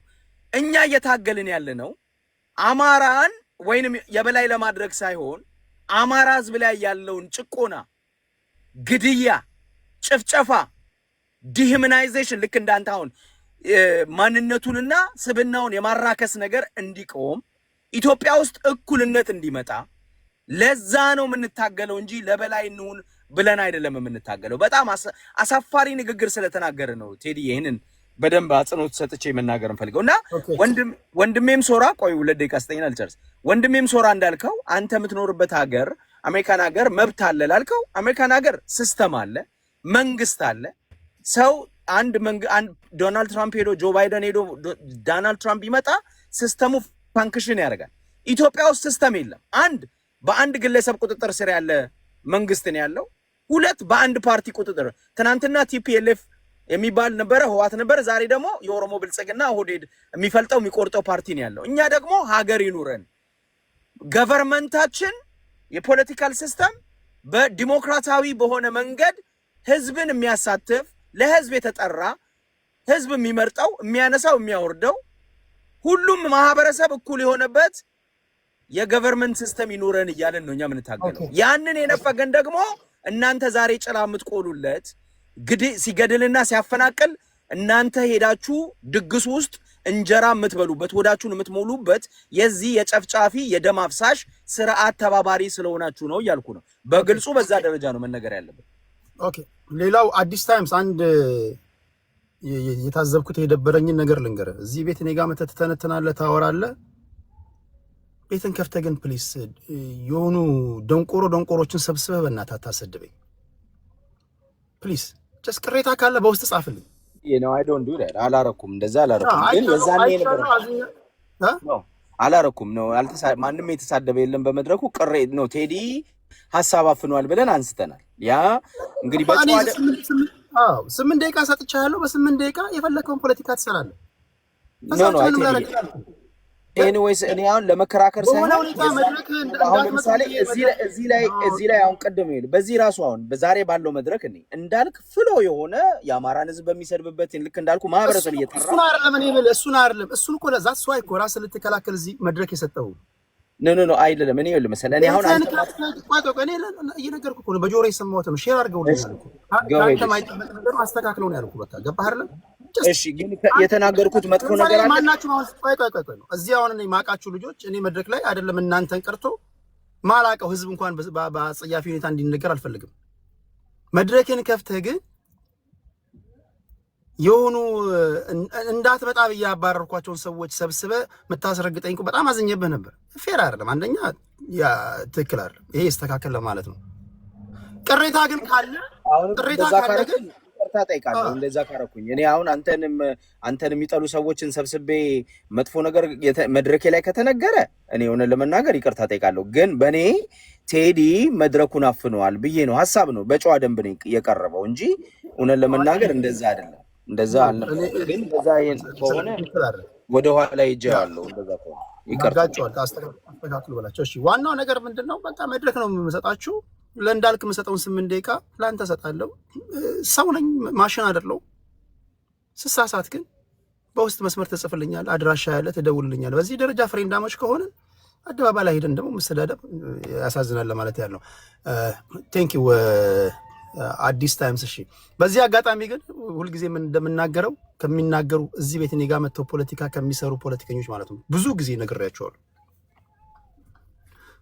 መድረኬን ተጠቅመው ሐሳባቸውን ሸጠው ጠና አስጥልኝ ብለው ይሄዳሉ ዋና አማራዎች አንድም ቀን ቤታቸውን ከፍተው ሲሰድቡኝ ወይም ደግሞ ሲያሰድቡኝ ሰምቼ አላውቅምና ለዚህ ምስጋና ይድረሳችሁ ለማለት ያለው ሌሎቻችሁም ብትሆኑ ማደርገው ነገር ይሄ ነው በቃ ጀስት 8 ደቂቃ ሰጣለሁ ከ8 ደቂቃ ውስጥ ምንም ላደርግ አልችልም ለሀብቴ 8 ደቂቃ ሰጣለሁ ተመጣጣኙን ደቂቃ ለለልና አስጣታለሁ ለእንዳልክ ሰጣታለሁ በዚህ ንግግራችሁ ማለት እንደያስፈላጊነቱ ጥያቄ ጠይቃችኋለሁ ፖለቲካን ተሰራለ ከዛ ውጭ ምንም ፍሬንዳሞች ነው ያንድ ሀገር ሰዎች ነንና በዚህ አውድ ተረዱኝ ለማለት ያለው ቴንክ ዩ ከዛ ወደ ሌልና ነው ሄዶ እሺ ሌልና አንቺም እንደ ሌሎቹ 7 ደቂቃ አለሽ ምን ትያለሽ በተለይ በአርቲስቶቹና በመንግስት ጉዳይ ያለሽ አስተያየት ምንድነው ኦኬ ሰማለው ቴዲ ተሰማያለሽ ኦኬ ቴንክ ዩ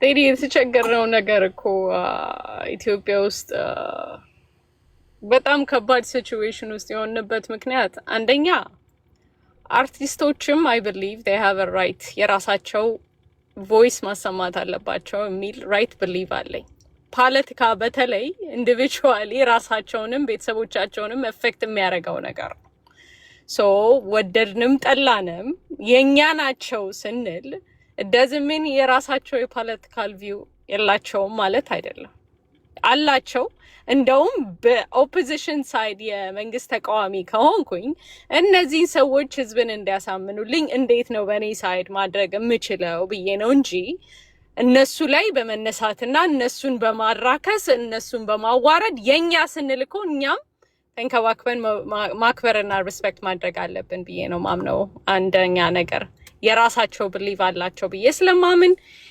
ፖለቲካል አመለካከታቸው የኔን አይነት አመለካከት ሊሆን ይችላል ብዬ ስለማለ እነሱን አፌክት የሚያደርጋቸው ነገር ዳይሬክትሊ ሶሳይቲውንም በጠቅላላ እንትን ይለዋል ግን ፐርሰናሊ ፖለቲካ ኢንዲቪጁዋሊ ራሳቸውን አፌክት የሚያደርጋቸው ነገር ነው ብዬ ስለማምን ማለት ነው ትልቁ ችግር ቴዲ ግን የኦፖዚሽን የሆኑ ግሩፖች ይሄን ነገር እየተጠቀሙበት ያሉት እንዴት ነው ለራሳቸው በነፈት ነው ይሄን ነገር ኦፍ ኮርስ መንግስትን ወጣው እንደዚህ ሲሉ የራሳቸው ፖለቲካ ኢንፍሉዌንስ ለሚደረግባቸው ሊበሳጩ ይችላሉ ያ ነው እኔ ማየው ያለው ሲነጫነጩ ሲበሳጩ የምታየው የኛ ያለን አመለካከት በዚህ ነውና እንዴት ሳያናግሯቸው እንዴት እኛ እስቲ እንደው አርቲስቶቹስ ብለው ፕላትፎርም ላይ እንኳን እስቲ እናውራ ወይ በጓሮ ቤት ብለው ሳያናግሯቸው እንትን ብለው ኦል ኦፍ ዘ ሳይደን ፕራይም ሚኒስተሩ ጋር ሆደው ማናገር ሲጀምሩ መበሳጨት ይጀምራሉ። ስለዚህ ማዋረድ የኢትዮጵያ ደግሞ ፖለቲካ እንደምታውቀው ይሄ በመሳደም በማዋረድ በማሸማቀቅ ያ ካልቸር በጣም መሰበር ያለበት ነገር ነው። ያንን በቃ እንደ ኖርማል እየታየ ስለመጣ ነው ትልቅ ችግር የመጣ።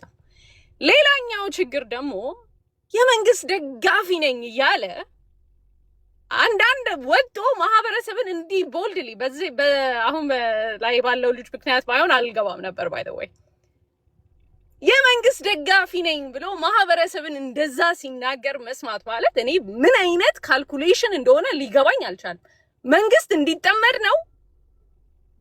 መንግስት አማን ላይክ የአማራ ህዝብ ካልደገፈው ካለ እንትን ካላለው አማራ ህዝብ ጠልቶት ኤኒቲንግ ምንድነው ልታገኙ የምትችሉት ሊገባኝ አልቻለም።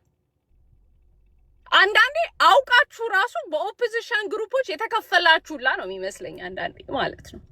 ማህበረሰብን ያክል ገና ለገና መንግስትን በማይንተን በብለ በሶሻል ሚዲያ ላይ አማራ ለመሆናቸውና መሆናቸውን ማረጋገጥ እንኳን ያልቻልኩላ በጠቅላላ ቅርሻቱን የሚያቀርሸው አማራ ህዝብ ላይ ነው። እንደዚህ አይነት የመንግስት ደጋፊ ስታይ ቴዲ በጣም እንደ መንግስትን እየደገፍኩኝ በጣም ነው ያናደኝ። ማህበረሰብን የሚያክል ነገር እንዴት ዴይ ናይት ፖለቲካል በግሩፓቸው ጥራቸው ዋና አማራ ብላቸው የፈለገ ፖለቲካል ግሩፕ ብለ በስማቸው ጥራቸው።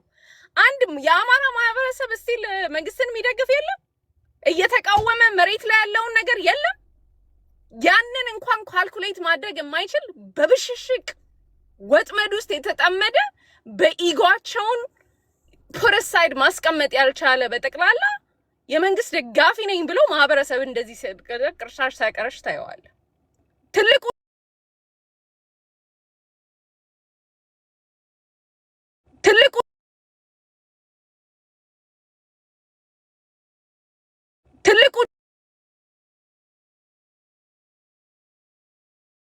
አላለው ያለውን ኢሹ ሶልቭ ማድረግ እንደማይችል ያወቅ የመንግስት ደጋፊ ነኝ ብለ በዚህ በመጀመሪያ ደረጃ እኔ የአማራ ተወላጅ ነኝ። ኢትዮጵያ ውስጥ ካሉ ብሔሮች የበላይ ነኝ ብዬ አላቅም። ማህበረሰቤ ግን በጣም ራሴን ማከብር ሌላውንም ማከብር ሰው ነኝ። ማንንም በሶሻል ሚዲያ ላይ ተደብቆ የሚያወራ ወይንም ማህበረሰቤን ወጥቶ ሌላውን ከተሳደበ ኤኒቲንግ ያንን ማህበረሰብ ይወክላል ብዬ አላምንም። በስሜ ብዙ አይነት ፖለቲካ ሲደረግ ስላየው ማለት ነው። መጠገን ዴይ ኤንድ ናይት የመንግስት እንደዚህ አይነት ራሱ ሳይ በጣም ነው እንትን የሚለኝ ቴዲ አልዋሽም። በዛ ምክንያት ነው ራሱ የገባሁት this need to be said በሚል ማለት ነው። by the way በድሮ በጣም ነበር ማደንቆ የነበረው he was smart በኢጎ don't get me wrong የተጀመረበት እንደዚህ አይነት ባህሪ ያመጣበትን ታይም መቼም አረሰው። እሱም ሲሰደብ እንደነበረ አውቃለሁ።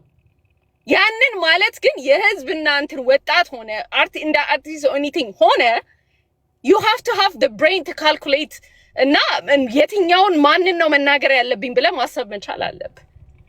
ግን every time ሶሻል ሚዲያ ላይ ወጣ ማህበረሰብን እንትን ኤጂቴት ማድረግ ማለት አንተ ለመንግስት ሳይሆን የምትደግፈው ለጠላት እየሰራ ነው ያለው ብዬ ነው ማምነው።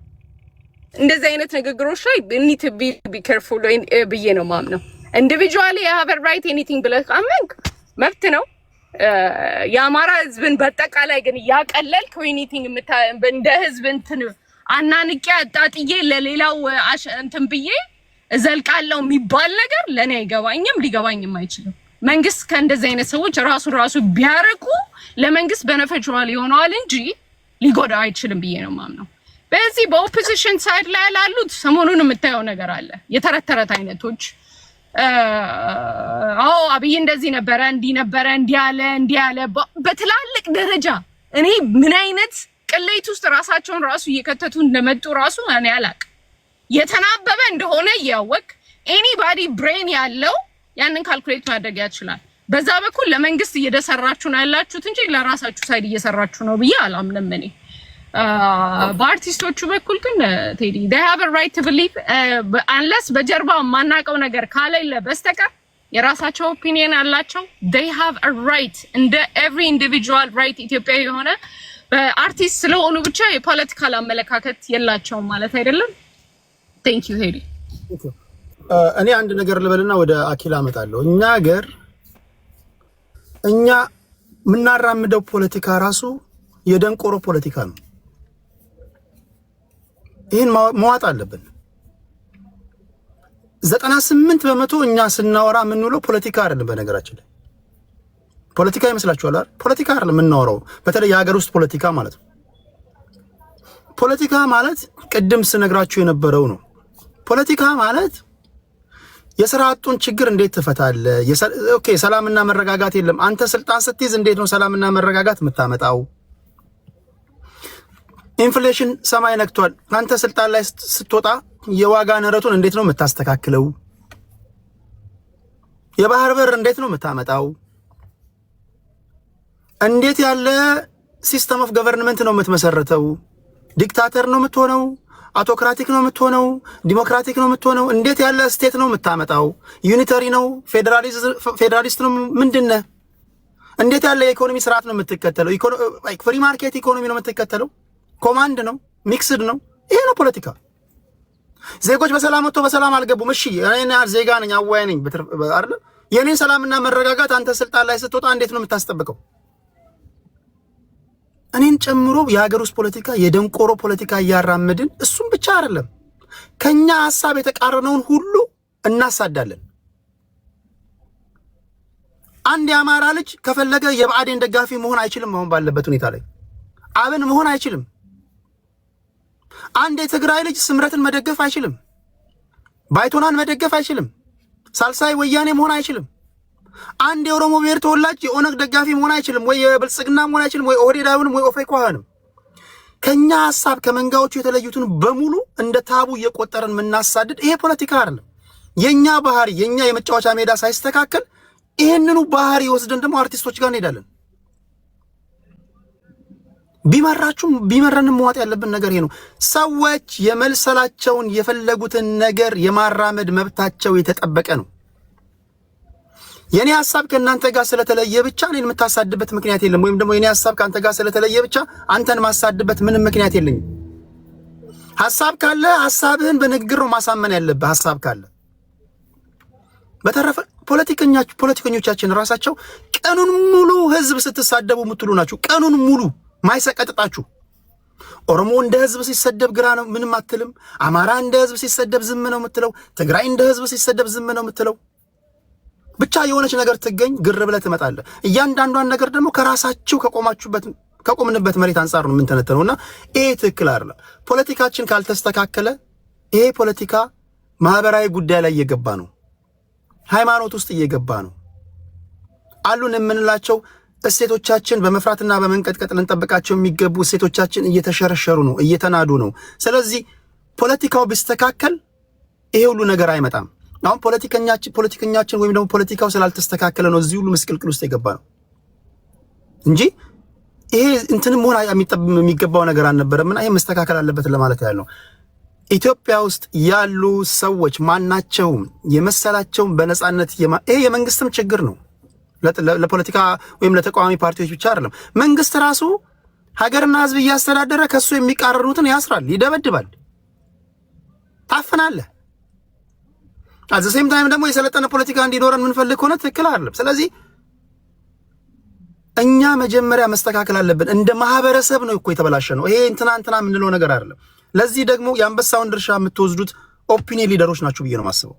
ኦፒኒየን ሊደሮች ለሆዳችሁና ለግል ጥቅማችሁ ብቻ ነው ስትሮጡ የነበረው እንጂ ለትውልድ አታስቡም፣ ለሀገር አታስቡም፣ ለሰላማዊ ውይይት ግድ አይሰጣችሁምና እነዚህ ነገሮች ከግምት መግባት አለባቸው ለማለት ያለው። አሁንም በዚህ ጉዳይ ላይ የሰዎች አስተያየት የሰዎች ሐሳብ የተከበረ ይሁን። እኔ ቀደም ሲል እንደነገርኳችሁ በዚህ ይሄ ልበልና ላጠቃል። አርቲስቶች ለዓመታት ሲብላላ የነበረ ጥያቄያቸውን ለመንግስት አቀረቡ። በዚህ ጉዳይ ላይ ያያችሁት እንከን ምንድን ነው?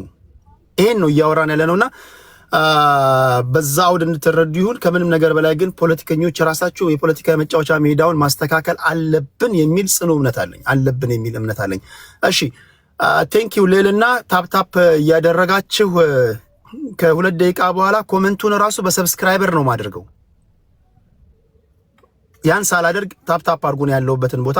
ቲክቶክ ትላንት የከፈታችሁ ሰዎች ታፕ ማለት እኔ ያለውበትን ቦታ በጣት የምታገናኝበት ነው። ይሄ በጣት ብዙ ነገር የምትጎረጉሩበት ማለት ነው። ታፕ አድርግ። ስድብ ቢሆን እኔ 1 ሚሊዮን አስገብታል። እውቀት ነው እየሰጡ ያሉት፣ ሰላማዊ ውይይት ነው እያካሄዱ ያሉት። ታፕ አድርጉ ብዬ መናገርም አይጠበቅብኝም። ስላደመጣችሁኝ አመሰግናለሁ። እሺ አማራ ወደ አንተ ልጣ። አማራ ኪላ ሰላም ብያለሁ ቴዲ። ስለ ቅድሙም ያው እኛም ተመሳሳይ ክብር ነው ያለን። ቢኮዝ ይሄ ቤት የተሻለ ቤት ነው። በቃ የሀሳብ መሸናነፍ በደም ጥርት ባለ መልኩ ስለሚመጣ ለግጥሚያም የሚመች ሜዳ ነው። እኛም ተመሳሳይ ክብር ነው ያለና ያው ያንን ለመናገር ነውና ቴንኪው። ሌላው ያነሳው ምንድነው ይሄ ፖለቲካችን ቶታሊ ያው ከአቅም በታች በሆኑ ሰዎች ስለሚመራ ሞርክ ቴክኒካል ከሆነው ይልቅ በስሜት ነው ያለው ጨዋታ። ባይዘው ይሄ የመንግስት የኢህአዴግ ሙሉ አመራሩን ይመለከታል። ኢትዮጵያ ውስጥ የኢህአዴግ አመራሮች መሬት የብሔር ሁሉ የሚመስላቸው ብዙዎች እንዳሉ ታውቃል። ህገ መንግስቱን እንኳን በቅጡ ያልተረዱ ማለት ነውና ያው ከላይ ሲበላሽ ነው ታች ያለው። እንዳልከው በቴክኒካል በሆነ ነገር ቢሆን ውይይቱ አይ ዶንት ኖ እዚህ ስቴጅ ላይ ሜቢ 2 ሰው ምናምን ልንቀር እንችላለን። በኢሞሽን ነው ብዙ ሰው ፖለቲካ በኢሞሽን አይተነተንም።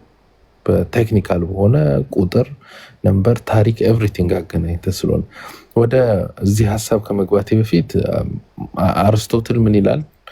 ኢኳሊቲ ኢዝ ትሪቲንግ ኢኳልስ ኢኳሊ ኤንድ ትሪቲንግ አንኢኳልስ አንኢኳሊ። ወደ አማርኛ ሲመለስ እኩልነት ማለት እኩል የሆኑትን እኩል ማድረግ፣ እኩል ያልሆኑትን ደግሞ እኩል አለማድረግ፣ ያ እኩልነት ይባላል። ለምሳሌ አንድን ህፃን ልጅና አንድን አደልት የሆነ ሰው እኩል አታወዳድራቸው። ያ ነው በዛ መልክ ነው መታየት ያሉት። እና ኢትዮጵያ ውስጥ በአለም ላይ ቋንቋ፣ ባህል ቫልዩዋቸው እኩል ነው። ቫልዩዋቸው ማለት መጠናቸው እኩል ነው። ፓወራቸው ኢንፍሉዌንሳቸው ግን እኩል አይደለም። ለምሳሌ አማርኛ ቋንቋ ኢትዮጵያ ውስጥ ትልቁ ቋንቋ፣ ኢትዮጵያ ውስጥ አማራ ብቻ ሳይሆን መላው ኢትዮጵያን የሚናገረው ቋንቋ ነው። ቫልዩ ትልቅ ነው የአማርኛ ቋንቋ በኢትዮጵያ ውስጥ ያለው ፓወር። የአማራው ያው አማርኛ ቋንቋ አማራ ነው፣ የሌላው ሰው ግን ይጠቀምበታል። የአማራ ባህል ቫልዩ ትልቅ ነው። ነጭ መልበሱ፣ እንጀራው ምናምን ፓወርፉል ሆኗል። ይሄ በሁለት መንገድ ነው። የካልቸራል አፕሮፕሪዬሽን ነው፣ ካልሆነ ደግሞ በነፃ ገበያ አሸንፎ ስለወጣ ነው። የፈለገ አማራን ጠልተ ግን ትጠቀመዋል። አሁን አረቦች ለምሳሌ አሜሪካን ይጠላሉ፣ ግን አሜሪካ ያመረተችውን ፓተንት የሆነችውን አይፎን ይጠቀማሉ። ምንም ማረጋቸው when the influence so big ኢንፍሉዌንሱ በጣም ፓወርፉል ሲሆን ጠላት የምትለውን ሳይቀር ትጠቀማለህ። እኛን የሚጠሉን በሙሉ ማታ እንጀራ በወጥ ነው በልቶ የሚያድሩት። በአማርኛ ነው ጥላቻቸው። የሚሰድቡን እንኳን በአማርኛ ነው። ስለዚህ የበላይነት የለመደ ምናምን ለሚለው እኩልነት የለመደ በሚል ይስተካከል። እኩል ነን፣ ግን በአጋጣሚ ሆኖ እኛ የፈጠርናቸው ነገሮች የተሻሉ ሆነዋል። ይሄን ደግሞ አምኖ መቀበል ያስፈልጋል። ለምሳሌ ቶዮታ መኪና ይዘህ ፌራሪ መኪና ካለው ጋር እኩል ስፒድ አረጋለሁ ካልክ ኢንጂንህን በጥሰህ ትወድቃለህ። ይሄን ማመን ያስፈልጋል። ይሄ ተፈጥሯዊ ነው ማለት ነው። ወደዚህ ወደ አርቲስቶች ግን ስመጣ እጅግ በሚያሳዝን መልኩ አርቲስት ማለት የማህበረሰብ ነጸብራቅ ማለት ነው። አርቲስት ኢንተርቴነር እና አርቲስት ዲፍረንሱ ያ ነው። ኢንተርቴነር ክላውት ይሰበስባል፣ ለጥቅም ነው የሚመጣው። ኦኬ ልክ አሁን አዝማሪዎች የሙዚቃ ማሲንቆ እየደረደሩ ገንዘብ ከሰጣቸው ያወድሷል፣ ካልሰጣቸው ይሰድቧል። ያ ኢንተርቴነር። አንድ ሰው ግን አርቲስት ግን is very powerful። አርቲስት ማለት የአንድ ማህበረሰብ ነጸብራቅ ነው። ልክ እንደ አንድ ፖለቲሻን ምናምን ፓወርፉል ኢንፍሉዌንሻል ሰዎች ያ ማህበረሰብ ነው ከመሬት ከምንም እፍ ብሎ አብዛኞቹ አሁን ቅድም የመጣው ወንድማችን ለምሳሌ ከዚህ በፊት በነበረው ህይወቱ ራሱም እንዳስቀመጠው ጥሩ ያልነበረው ህይወት የነበረው ግን ማህበረሰቡ ቅቡልና ሰጥቶት አክብሮት ትልቅ ቦታ ደርሶታል። ብዙዎቹ አርቲስቶቻችን የሚበሉት የሚጠጡት የሌላቸው እንኳን መኪና ጫማ መቀየር የሌላቸው ሰዎች የነበሩ ግን ማህበረሰቡ ችሎታቸውን አይቶ አድንቆ ከፍሎ እዚህ ደረጃ አድርሷቸዋል። ሶ ማህበረሰቡ ለታውሎላቸዋል። በውጪ ለምሳሌ ታይገር ውድስ የሚባል አንድ አትሌት ጎልፍ ተጫዋች ከሚስቱ በላይ ከሌላ ሴት ጋር በመማገጡ ምክንያት ኦልሞስት ከሁሉም እንትኖች ድርጅቶች ኮንትራቱ ካንስል ተደርጎበት ብዙ ሀስል ውስጥ ገብቶ ችግር ውስጥ ገብቶ ነበር። ሶ አርቲስቶች ማለት ህዝብ እንኳን አርቲስት አትሌት እንኳን ማለት ነው። ሶ እነዚህ ሰዎች በዚህ እንግዲህ ላለፉት 4-5 ዓመታት አገሪቷ በጦርነት የታመሰች ትናንትና እንኳን ቄሶች ዝቋላ ምናምን የታረዱበት የተገደሉበት ነው። ኢትዮጵያ ውስጥ ሰው ሳይሞት ሰው ሳይጨፈጨፍ የድሮን አታክ ያለበት ነው። ለዚህ ደግሞ ትልቁን ተጠያቂነት አሁን ያለው የብልጽግና መንግስት እንደሚወስድ ጠንቅቀው ያውቃሉ። ነገር ግን ህዝብ ፊት መተህ ብዙ ሰው አለ እዚህ ውስጥ አለማመስገን ትችላለህ። ለምሳሌ ጥያቄ ጠይቀህ ለጥያቄዎቻችን ስለተደረገልን መልስ እናመሰግናለን ብለህ በአጭሩ ዘግተህ መሄድ ትችላለህ። ግን ህዝቡ አንተን አለመረዳቱ ምናምን ብለህ በጣም ኤግዛጀሬት አድርገህ ለመንግስት እዛ ጋር ማሸብሸብ ትልቅ ቦታ ያደረሰን መንግስት ይመጣል ይሄዳል። ህዝብ ግን ቀጣይ ነው። አሁን ብዙዎቹ አርቲስቶች ከበፊቱ ስርዓት ጋር ይሰሩ አሁን ከስረዋል። እነዚህም ነገር ይከስራሉ እና የካድሬነት ስራ ሰርተው ነው የወጡት። እንደ ህዝብ ሆነው ሊያወሩ አይገባም። ህዝብን ሪፕሬዘንት አርገ ስትሄድ እንደ ህዝብ ሆነ የምታወራው የህዝቡን ዛሬ ህዝቡ ምንድን ነው የሚያወራው? ህዝቡ አብይ እንዲመሰገንለት ይፈልጋል ብልጽግና ወይስ ህዝቡ መልስ እንዳለ ደስተኛ እንደሆነ መታየት አለበት? ያንን ልማት ምናምን ብለዋል። ህዝቡን የልማት ሲያመሰግን አይቻልም። ቢኮዝ የተሰራው ባይክ ሌን ምናምን ነው። መንገድ አልተሰራም። ትልልቅ ፕሮጀክቶች የውሃ ፕሮጀክቶች አልተሰሩም። የአግሪካልቸር ፕሮጀክቶች አልተሰሩም። ሲጀመር ሀገሪቷ የምትመራበት የኢኮኖሚክ ፖሊሲ የላትም። አሁን የበፊቱ አድሊ ምናምን የሚባል ሲስተም ነበር። ዴሪዝ ኖ አግሪካልቸር ውስጥ ነን ያለ ነው፣ ፕሮዳክሽን ውስጥ ነን ያለ ነው፣ ኢንዱስትሪያላይዜሽን ውስጥ ነው ያለ ነው ወይስ ምንድን ነው? ይሄ የውጭ ሀገር ምንድን ነው ቱሪስት የቱሪዝም ላይ ነው ያለ ነው? አላውቀው፣ መንግስትም አያውቀውም። ባይዘው ሲስተም እንኳን የለው። እንደዚህ በሆነ መንግስት የኢኮኖሚውን ነገር ያውቁታል ጠንቅቀው እነዚህ ሰዎች። ትናንትና ጫት የሚገዙበት ዋጋ እና ዛሬ የሚገዙበት ዋጋ እኩል አይደለም። ያ የኢኮኖሚ ዲፍረንስ ነው ያለው።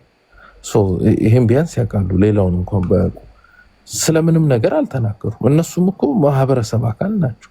ሙዚቀኞቹ እንትን ይጠቃሉ አይደል? በዚህ በኢኮኖሚካ ጫናው በምኑ ሰላም ባለመኖሩ ለምሳሌ ኮንሰርት አይሰሩም። አማራ ክልል መጥተው መስፈን አይችሉም። ትግራይ ሄደው መስፈን አይችሉም። ወለጋ ሄደው መስፈን አይችሉም። ስለዚህ እኮ ተጠቅተዋል። እነሱም እኮ የችግሩ ስቴክሆልደር ናቸው። ከዚህ ልቅን መንግስትን በማመስገን ህዝብ ላይ ከጀርባ ሳንጃ እንደወጉ ነው የሚቆጠረው። ህዝቡ በስነስርዓት አይቷቸዋል። ለዚህ ነው አጥቁሯቸው ህዝብ እነዚህን ሰዎች ሲያወግዝ በጣም የታየበት ምክንያት ምንድን ነው? እዛ ጋር ህዝብ ከመንግስት ጋር ጠላት ደረጃ በደረሰበት ኦልሞስት የኢትዮጵያ ትልቅ የቆዳ ስፋት ያላቸው ክልሎች አደጋ ውስጥ ባሉበት ሰዓት፣ ማህበረሰቡ የአዲስ አበባ ህዝብ መከራ ውስጥ ባለበት ሰዓት፣ አርቢትራሪ አሬስት በጣም ብዙ አይነት ባለበት ሰዓት እነዚህም ሙዚቀኞች ራሳቸው ኮንሰርት ማቅረብ ይችላሉ? ከአዲስ አበባ ውጭ ማቅረብ እኮ አይችሉም። ራሳቸው ማርኬታቸው ሁሉ ተመቶባቸዋል። ግን ከዛ ይልቅ እነዚህ ሰዎች ያንን ጠይቀው ሊሆን ይችላል። 1000% እርግጠኛ ግን መሆን የምችለው የሰላሙ ጉዳይ ስራ ላሰራን አለ ብለው አይጠይቁም። ይሄ ድፍረት ያላቸው ሰዎች አይደሉም። ያደረጉት ነገር ከአርቲስቶች በሙሉ ተመርጠው ከመንግስት ጋር አብረው የሚበሉ በሁለት ቢላ የሚበሉ ሰዎች ስለነበሩ ፊት አውራሪ ሆኖ በድፍረት ያንን ነገር አድርገዋል ብዬ እገምታለሁ ማለት ነው። ፊት ለፊትም እኔ በዛ ድፍረት ማንም አያደርግም። ብዙ አርቲስቶች ከዚህ ቀርተዋል፣ እንደየቀሩ ሰምተናል። ብዙ አርቲስቶች ተጠርተው ያልተገኙ ብዙ አሉ፣ ለመገኘት ብቻ እጅ አውጥቶ ለመናገር። ስለዚህ እኔ እነዚህ አርቲስቶች ህዝብን ከርተዋል። እንትኑ ልክ ነው። አሁን ምን አለ መሰላኪ፣ አሁን ደብል ስታንዳርድነት ይታያል ነው። ለምሳሌ እነዚህ አርቲስቶች ጠቅላይ ሚኒስትሩ ጋር ቀርበው ጥያቄ ሲያቀርቡ ከኦሮሞም ከትግራይም ከአማራም ከስልጤም ያላችሁ ከያላችሁበት መታችሁ እኛ ስንገደል እናንተ ከጠቅላይ ሚኒስትሩ ጋር ተሰበሰባላችሁ የምትሉ ከሆነ ከእናንተ አብራክ የወጡ ደግሞ አርቲስቶች ዛሬ ኮንሰርት እያደረጉ ያሉ አሉ። ምንም እንዳልሆነ እርቃናቸውን እየሄዱ ያሉ አሉ።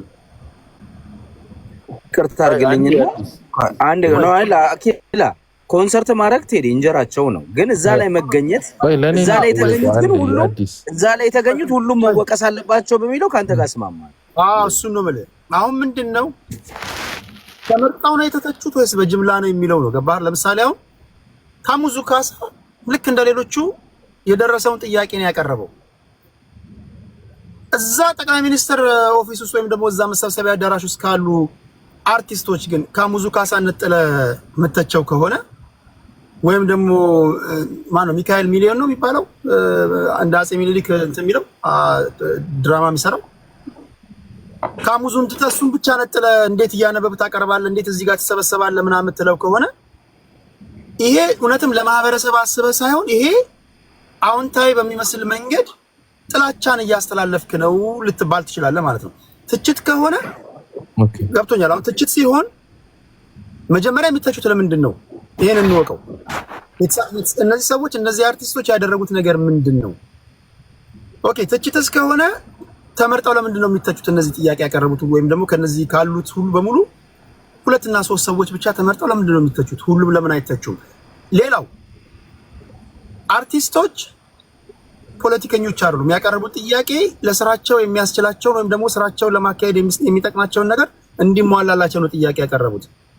የፖለቲካ ጥያቄ ደግሞ ለማቅረብ የሙሉ ጊዜ ፖለቲከኞች እያሉ አርቲስቶች ለምን ይሄንን እንዲተውኑ ይፈልጋል? ሌላው አርቲስቶችን ከፖለቲካ ገለልተኛ ሁኑ እያላችሁ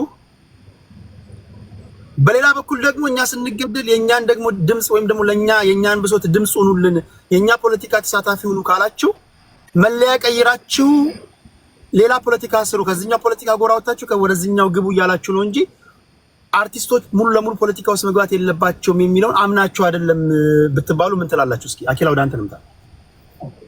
እኔ ያነሳው አንደኛው የተሰበሰበውን ሁሉ አልከሰስኩም። መሰብሰባቸው አይደለም ወጥተው መወድስ ኦልሞስት በሙዚቃ አቀናብሮ መስፈን እስኪቀራቸው ድረስ መወድስ አዘጋጅተው ነው ፎር ሹር ወደፊት ደግሞ በስሙ በጠቅላይ ሚኒስትሩ ስሙ በብልጽግና ስም ዘፈን መስፈናቸው ማይቀር በዚሁ አካሄዳቸው የተጠላው ይሄ ነው። whoever did this ማለት ነው። ሌላው ሰው ኮንሰርት ይሰራል ይስራል፣ እንጀራው መኖር አለበት።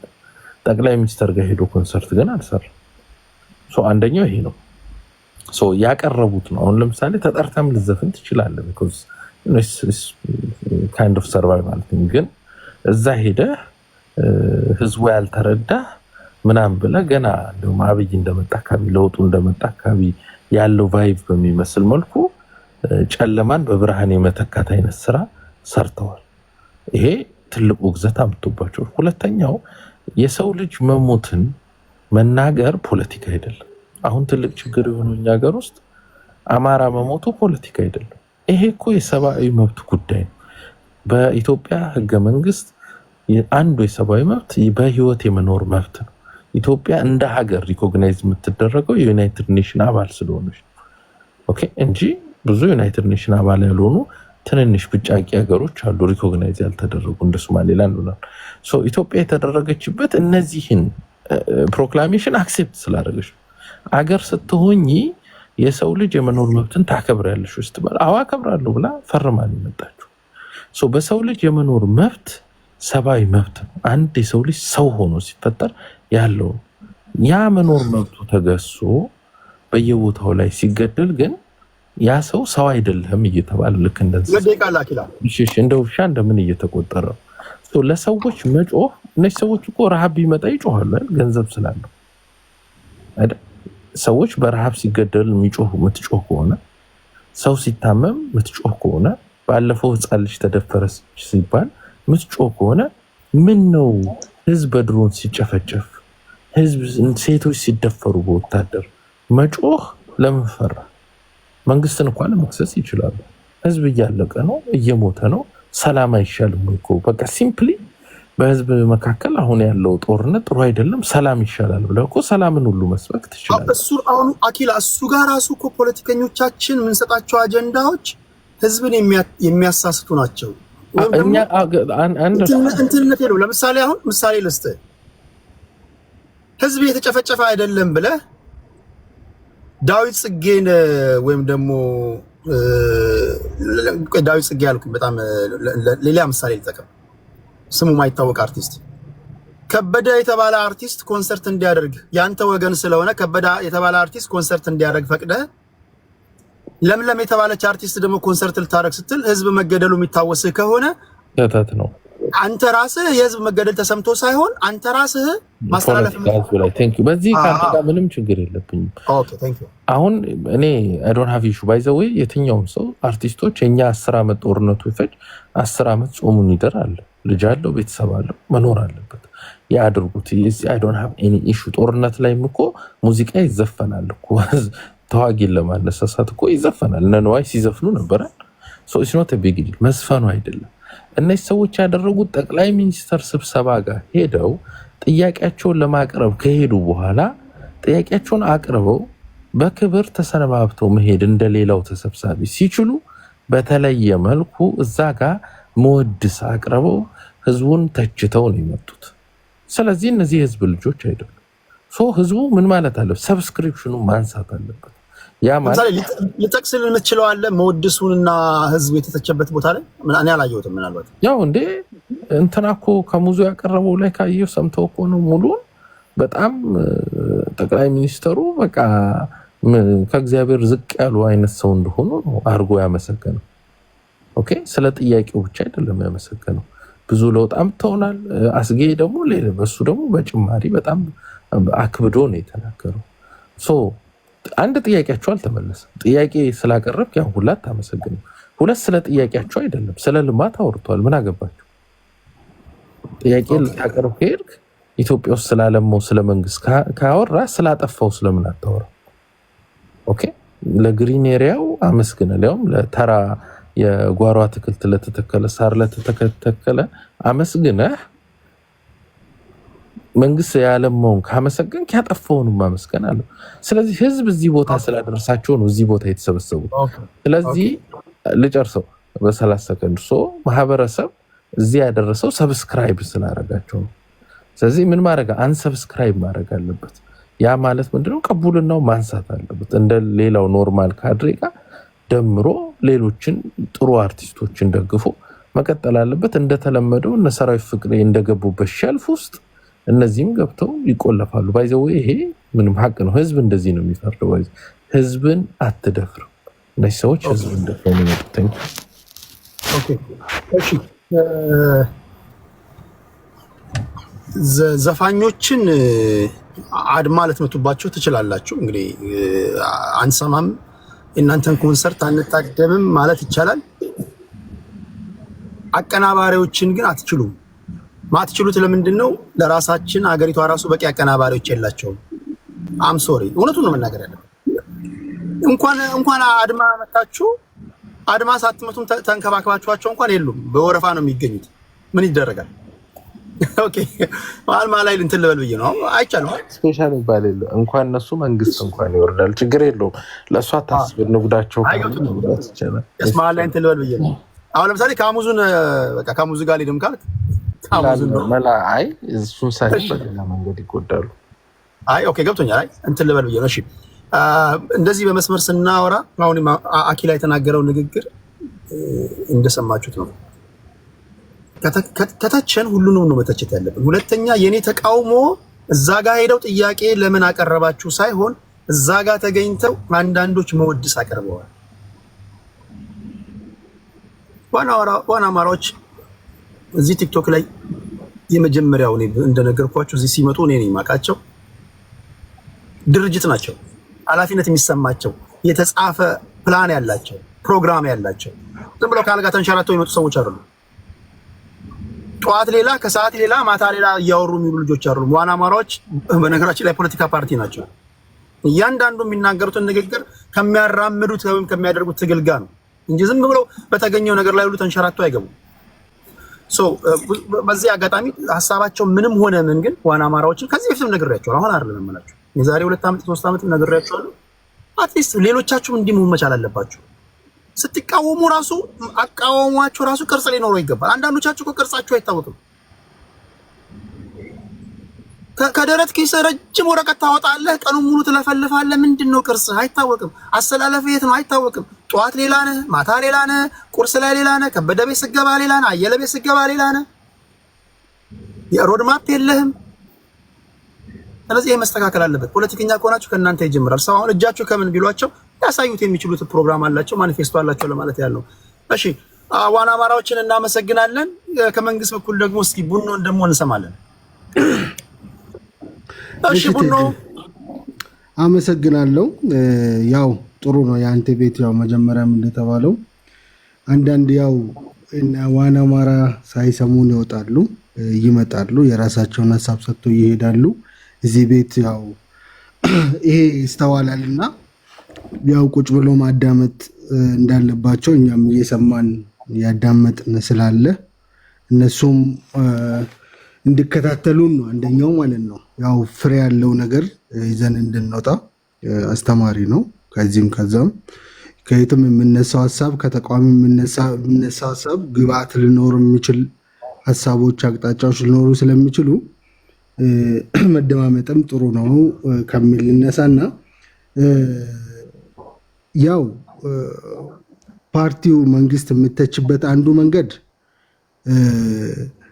የኢትዮጵያ ጠቅላይ ሚኒስቴሩ ጋዜጠኞችን ጋዜጣዊ መግለጫ ጥያቄ እንዲጠየቁ አልፈቀዱም። አንድ በሌላ መንገድ ደግሞ ለአርቲስቶች ለነዚህ ተቋማት እድል አልሰጡም የሚል ነው።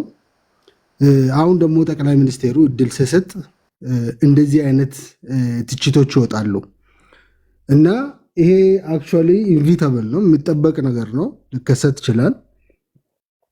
በእርግጥ ከአርቲስቶች እንነሳና አርቲስቶች ምንድን ነው ምን ሮል ተጫውተዋል እስካሁን? የደርግ ጊዜን እንኳን ብንወስድ በደርግ ጊዜ አይታችኋል፣ ያልሄዱበት ቦታ የለም። ያም ብተባበር የሚል ዘፈን ለዘመቻ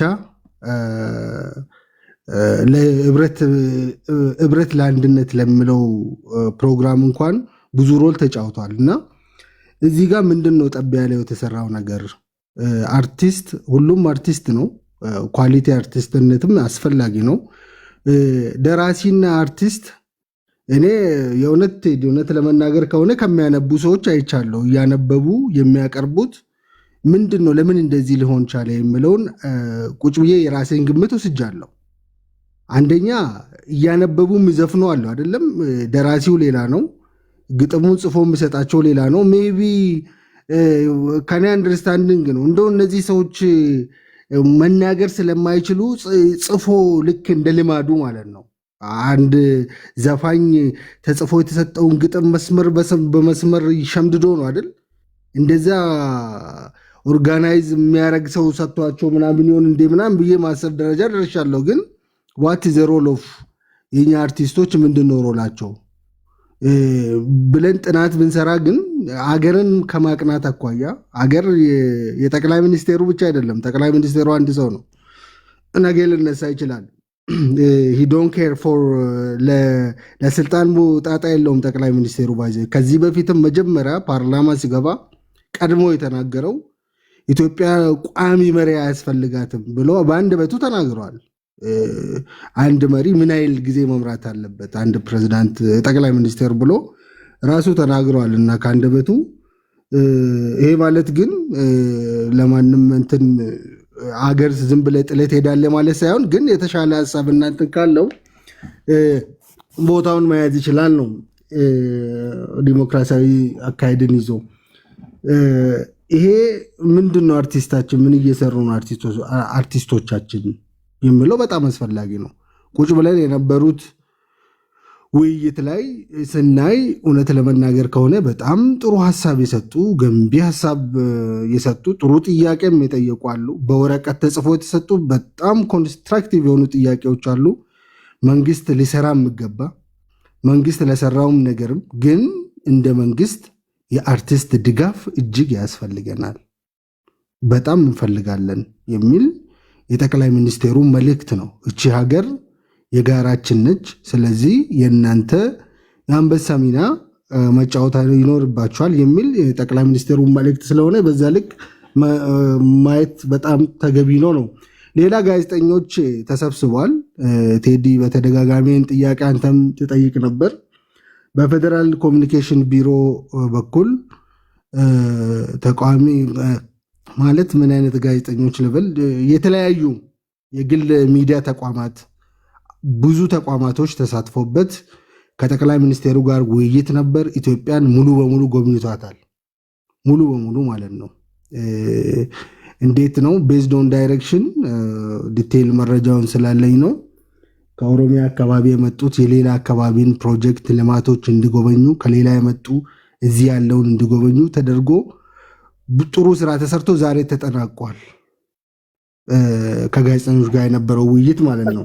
እዛ ጋር አንተ ማነሳለ ጥያቄ አርቲስቶች ጥያቄዎቻቸው የሚመለሰው የገዢው ፓርቲን ፕሮግራምና ገዢው ፓርቲን ሲሰማ ደስ የሚያሰኘውን ነገር ሲናገሩ ብቻ ለምን ይሆናል? ወይም ደግሞ ለምሳሌ አንድ አርቲስት ወይም አርቲስቶች ለምሳሌ መወድስ አናቀርብም ካሉ የኮፒራይት መብት ግን ሊከበርላቸው ይገባል አይደለም? እነዚህ ሰዎች አንደኛ ሀገር ተወረች በሚባልበት ሰዓት ላይ በሙያቸው ህዝብ ሲያስተባብሩ የኖሩ ናቸው። በነገራችን ላይ ያለ አርቲስት ሀገር ሊቆም አይችልም። እስከዛሬ ወጣቶችን ህዝብን ሲያስተባብሩ የኖሩት በዱር በገደሉ እነዚህ አርቲስቶች ናቸው። ክብር ይገባቸዋል ከጥንት ጀምሮ። ዛሬ አንዳንድ እዚህ ጫት ቅመህ ነው የምትመረቅነው። ያኔ በጫት ባልነበረበት ሰዓት በሙዚቃዎቻቸው በግጥሞቻቸው ሲያስመረቅኑ የነበሩ አባቶቻችን እነዚህ አርቲስቶች ናቸው። ሀገር ተወረች ሲባል በለው እያሉ አትነሳም ወይ እያሉ ባትዋጋ እንኳን በልንገፍ እንገፍ የአባት ጋሻ ትኋኑ ይርገፍ ካሳ ተሰማ። ለአርቲስቶች ክብር ይገባቸዋል። ግን የኔ ጥያቄ መንግስት ሄዶ መንግስት በመጣ ቁጥር ለምንድን ነው አርቲስቶችን መጠቀሚያ ያደርጋሉ? ብዙ ጊዜ እኛን ካላወደሳችሁ ጥያቄያችሁን አንመልስም ሳይሆን አርቲስቶች ከፖለቲካ ጋር ሳይሰፉ ለምን ነው ጥያቄዎቻቸው የማይመልሱት? ኦኬ፣ በእርግጥ እውነት ነው። በሌላ አባባል ጠቅላይ ሚኒስትሩ እሳቸው ከሚሰበስቧቸው የባህልና ቱሪዝም ሚኒስትሯ ማን? የባህልና ቱሪዝም ሚኒስትሯ ቀጀላ መርዳሳ ነው። ኦኬ፣ ማንም ይሁን ብቻ የባህልና ቱሪዝም ሚኒስትር ለምን አናግራቸውም? ጠቅላይ ሚኒስትሩ አይደለም እኮ የሚመልሰው አይደለም። የባህልና ቱሪዝም ስራ ነው ይሄ ስራ።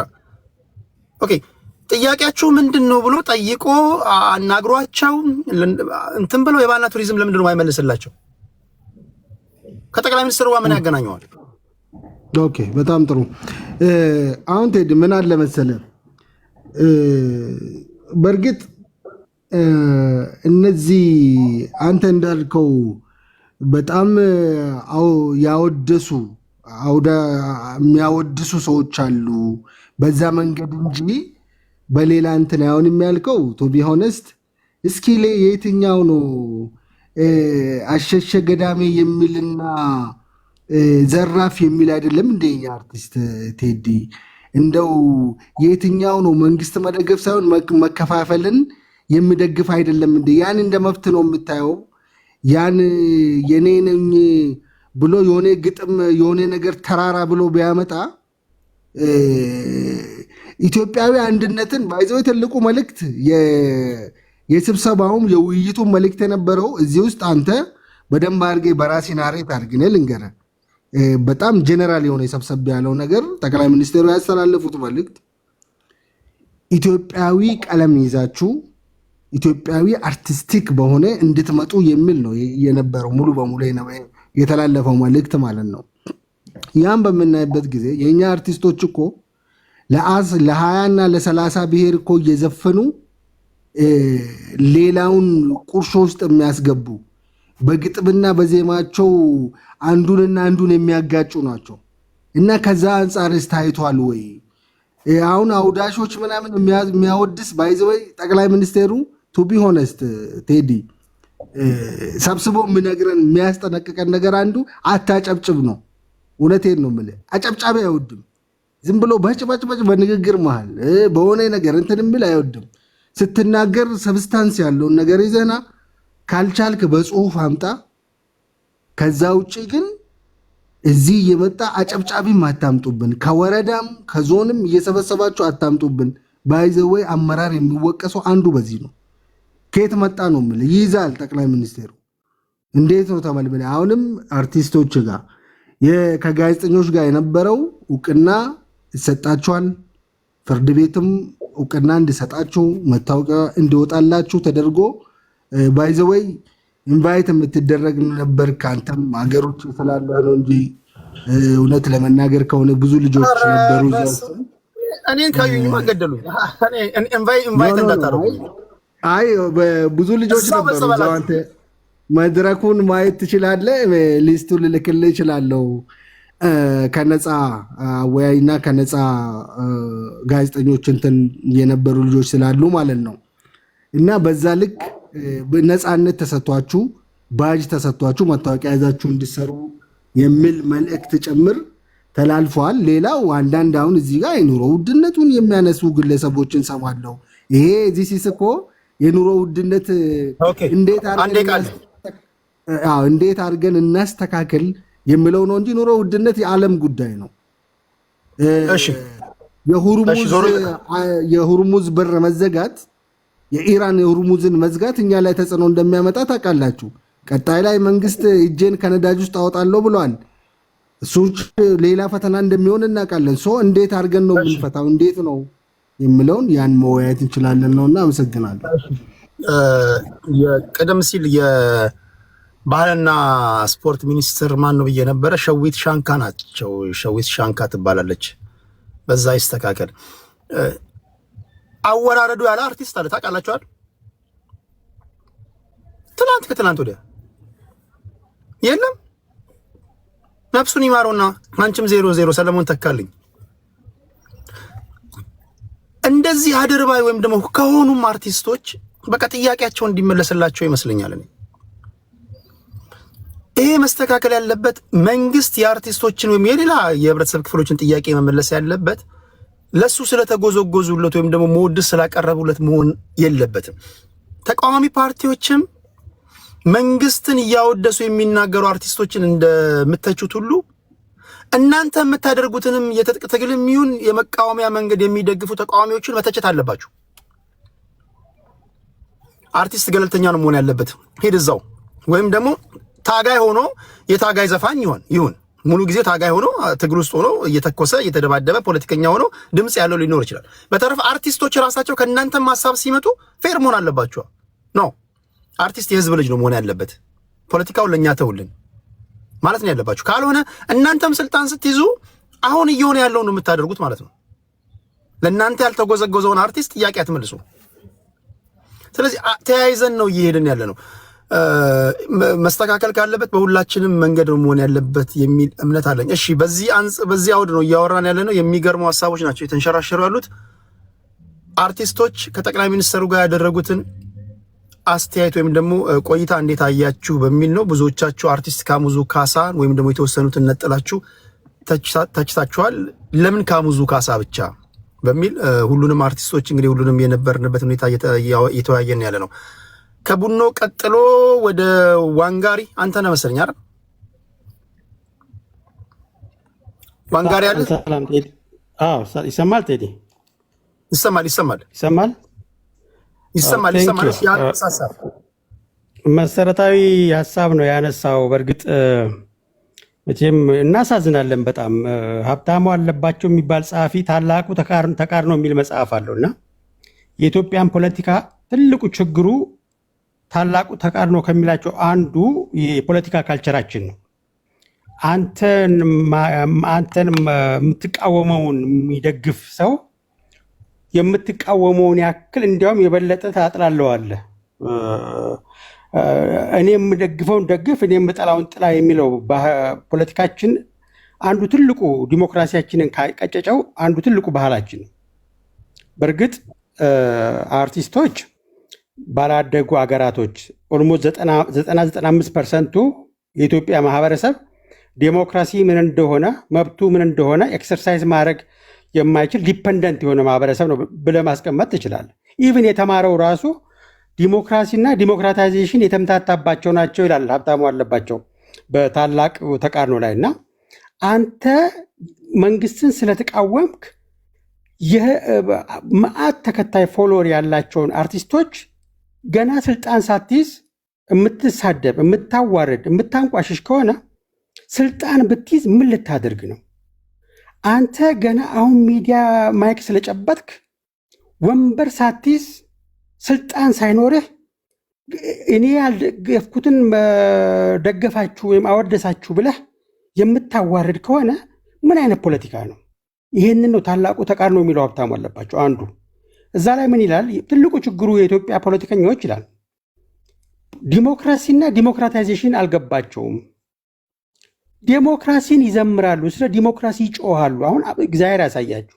አሜሪካ ውስጥ የሚደረገውን መስፈርት ታመጣና ኢትዮጵያ ልለካሽ ትላታለ። የአሜሪካን ዲሞክራሲ የዳበረ ዲሞክራሲ ባህል ኢትዮጵያ ውስጥ አምጥተህ ዲሞክራሲውን ስሙን እንኳን ሲሞን ራሱ አቢዩዝ ነው ያደረግነው። ዲሞክራሲ ሚኒመም ሲቪል ሶሳይቲ ይፈልጋል፣ ሚኒመም ሶሻል ካፒታል ይፈልጋል፣ ሚኒመም ስለ ሩል ኦፍ ሎ የህዝቡ ከልቸር ያስፈልጋል፣ ሚኒመም ዲፍረንት ኦፒኒየን ባትቀበለው እንኳን በትዕግስት የማዳመጥና የዛን ሰው ኦፒኒየን የመስማት ግዴታ ይጥልባል ዴሞክራሲ። እንደዚህ አይነት መስፈርቶችን አፍሪካ ሀገራቶች ላይ ዲሞክራሲ የሌለባቸው ሀገራቶች ላይ ስትፈልገው አታገኘው። ስለዚህ ምንድን ነው መፍትሄው ይላል? ዴሞክራታይዜሽን ነው የምታደርገው። ግብህ ዲሞክራሲ ነው፣ ሂደቱ ግን ዲሞክራታይዜሽን ነው። በዲሞክራታይዜሽን ላይ አርቲስቶች ትልቅ ጨዋታ ይጫወታሉ። ለምሳሌ በደርግ ጊዜ ማህበረሰቡ እንዲማር ፊደል ሊቆጥር ራሱ ግን ማንበብ መጻፍ እንዲችል አርቲስቶች ጉልህ ሚና ተጫውተዋል።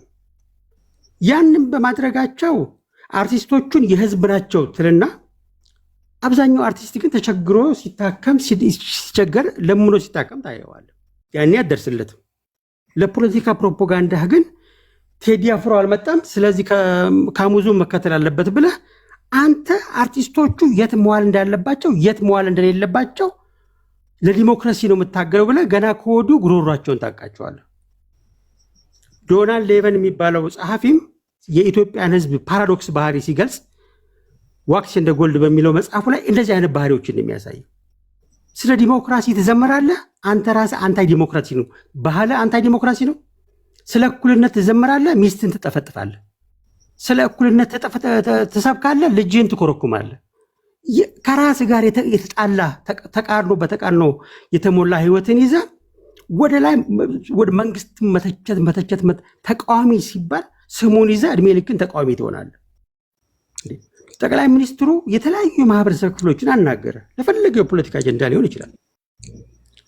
ይሄ ጠቅላይ ሚኒስትር ብትመርጠውም ባትመርጠውም አገር የሚመራ መንግስት ነው።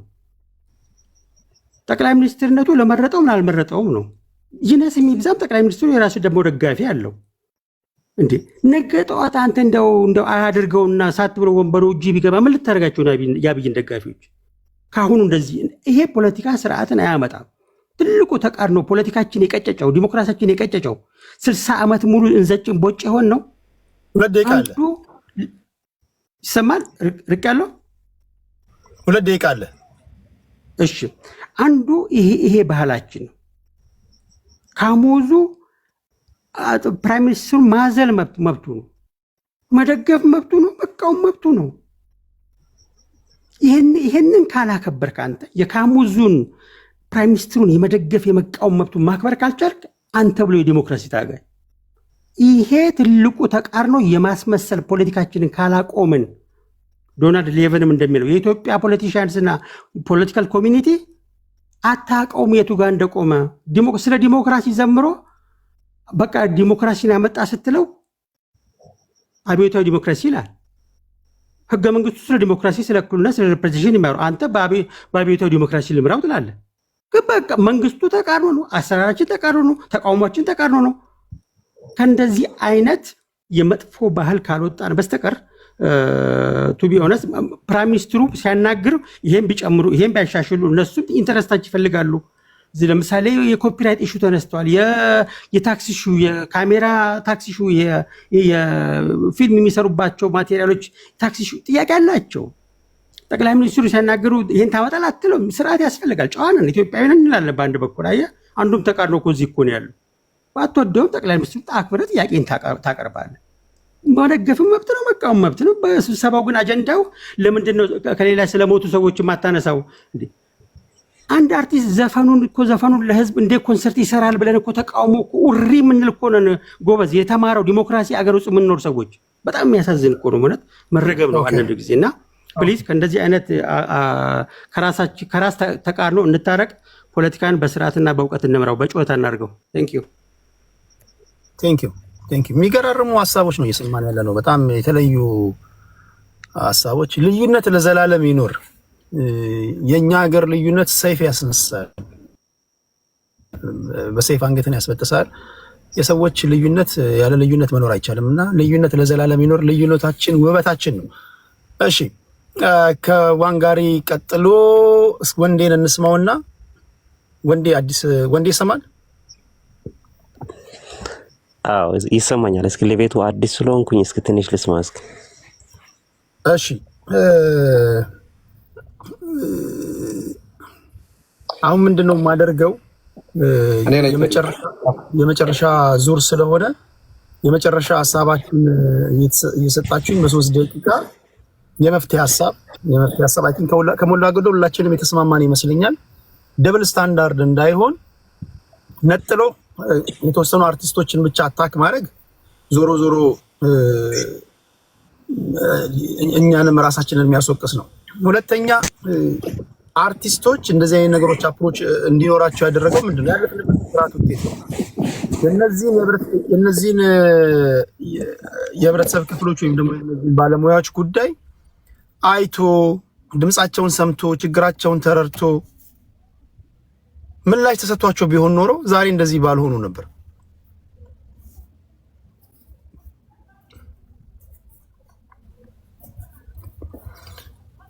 ሙሉቀን መለሰ 13 ዘፈን ሲሰረቅበት እንደ ሀገር ምንም አላልንም።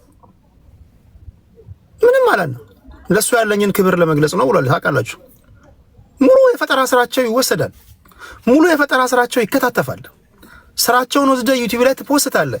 እነሱ ከሚያገኙት ስንት እጥፍ ነው የምታገኘው? ይሄን የሚቆጣጠር ይሄን የሚከታተል አካል ያስፈልጋል ብለው ጥያቄ ሲያነሱ ትክክል ነው፣ ምንም ጥያቄ የለውም። ይሄን የሚያስከብርላቸው አካል ከምንም ነገር ጋር ሳያነካካቸው ቢመልስላቸው ነው እያለን ያለ ነው። እነሱም ደግሞ ይሄን ለማስመለስ አንዳንድ ጊዜ ልክ እናንተ መዘጋጃ ስትሄዱ እጅ መንሻ ይዛችሁ እንደምትሄዱት ማለት ነው። ያለፍንበት ውጤት ነው። የዛሬ የተጀመረ ነገር አይደለም። ስለዚህ ጠቅላይ ሚኒስትሩን ስታገኝ ጥያቄያቸውን ለማስመለስ ከስብሰባው በኋላ እንደውም ያልተሳተፉ ብዙ አርቲስቶች አሉ። አሁን ጥያቄያቸው ሊመለስ መስመር ሲይዝላቸው በጣም ደስ የሚል ነገር ነው እያሉ አስተያየት የሰጡ ሁሉ አፍሪካ ርድስ ግን ከህዝብ ወገን ነኝ እኔ አልተካፈልኩም አልተሳተፍኩም እነዚህ ናቸው ምናምን ብለው ለማስመታት የሄዱ ደግሞ አርቲስቶች አሉ። እውነት ለመናገር ታስታውሳላችሁ፣ ጠቅላይ ሚኒስትሩ የመጣ ሰዓት ዘፈን ያወጡ ሰዎች ከማህበረሰቡ የደረሰባቸውን ትችት። የኛ ሀገር ፖለቲካ አንፕሪዲክተብል ነው። ዛሬ የምታወድሷቸው ወይም ደግሞ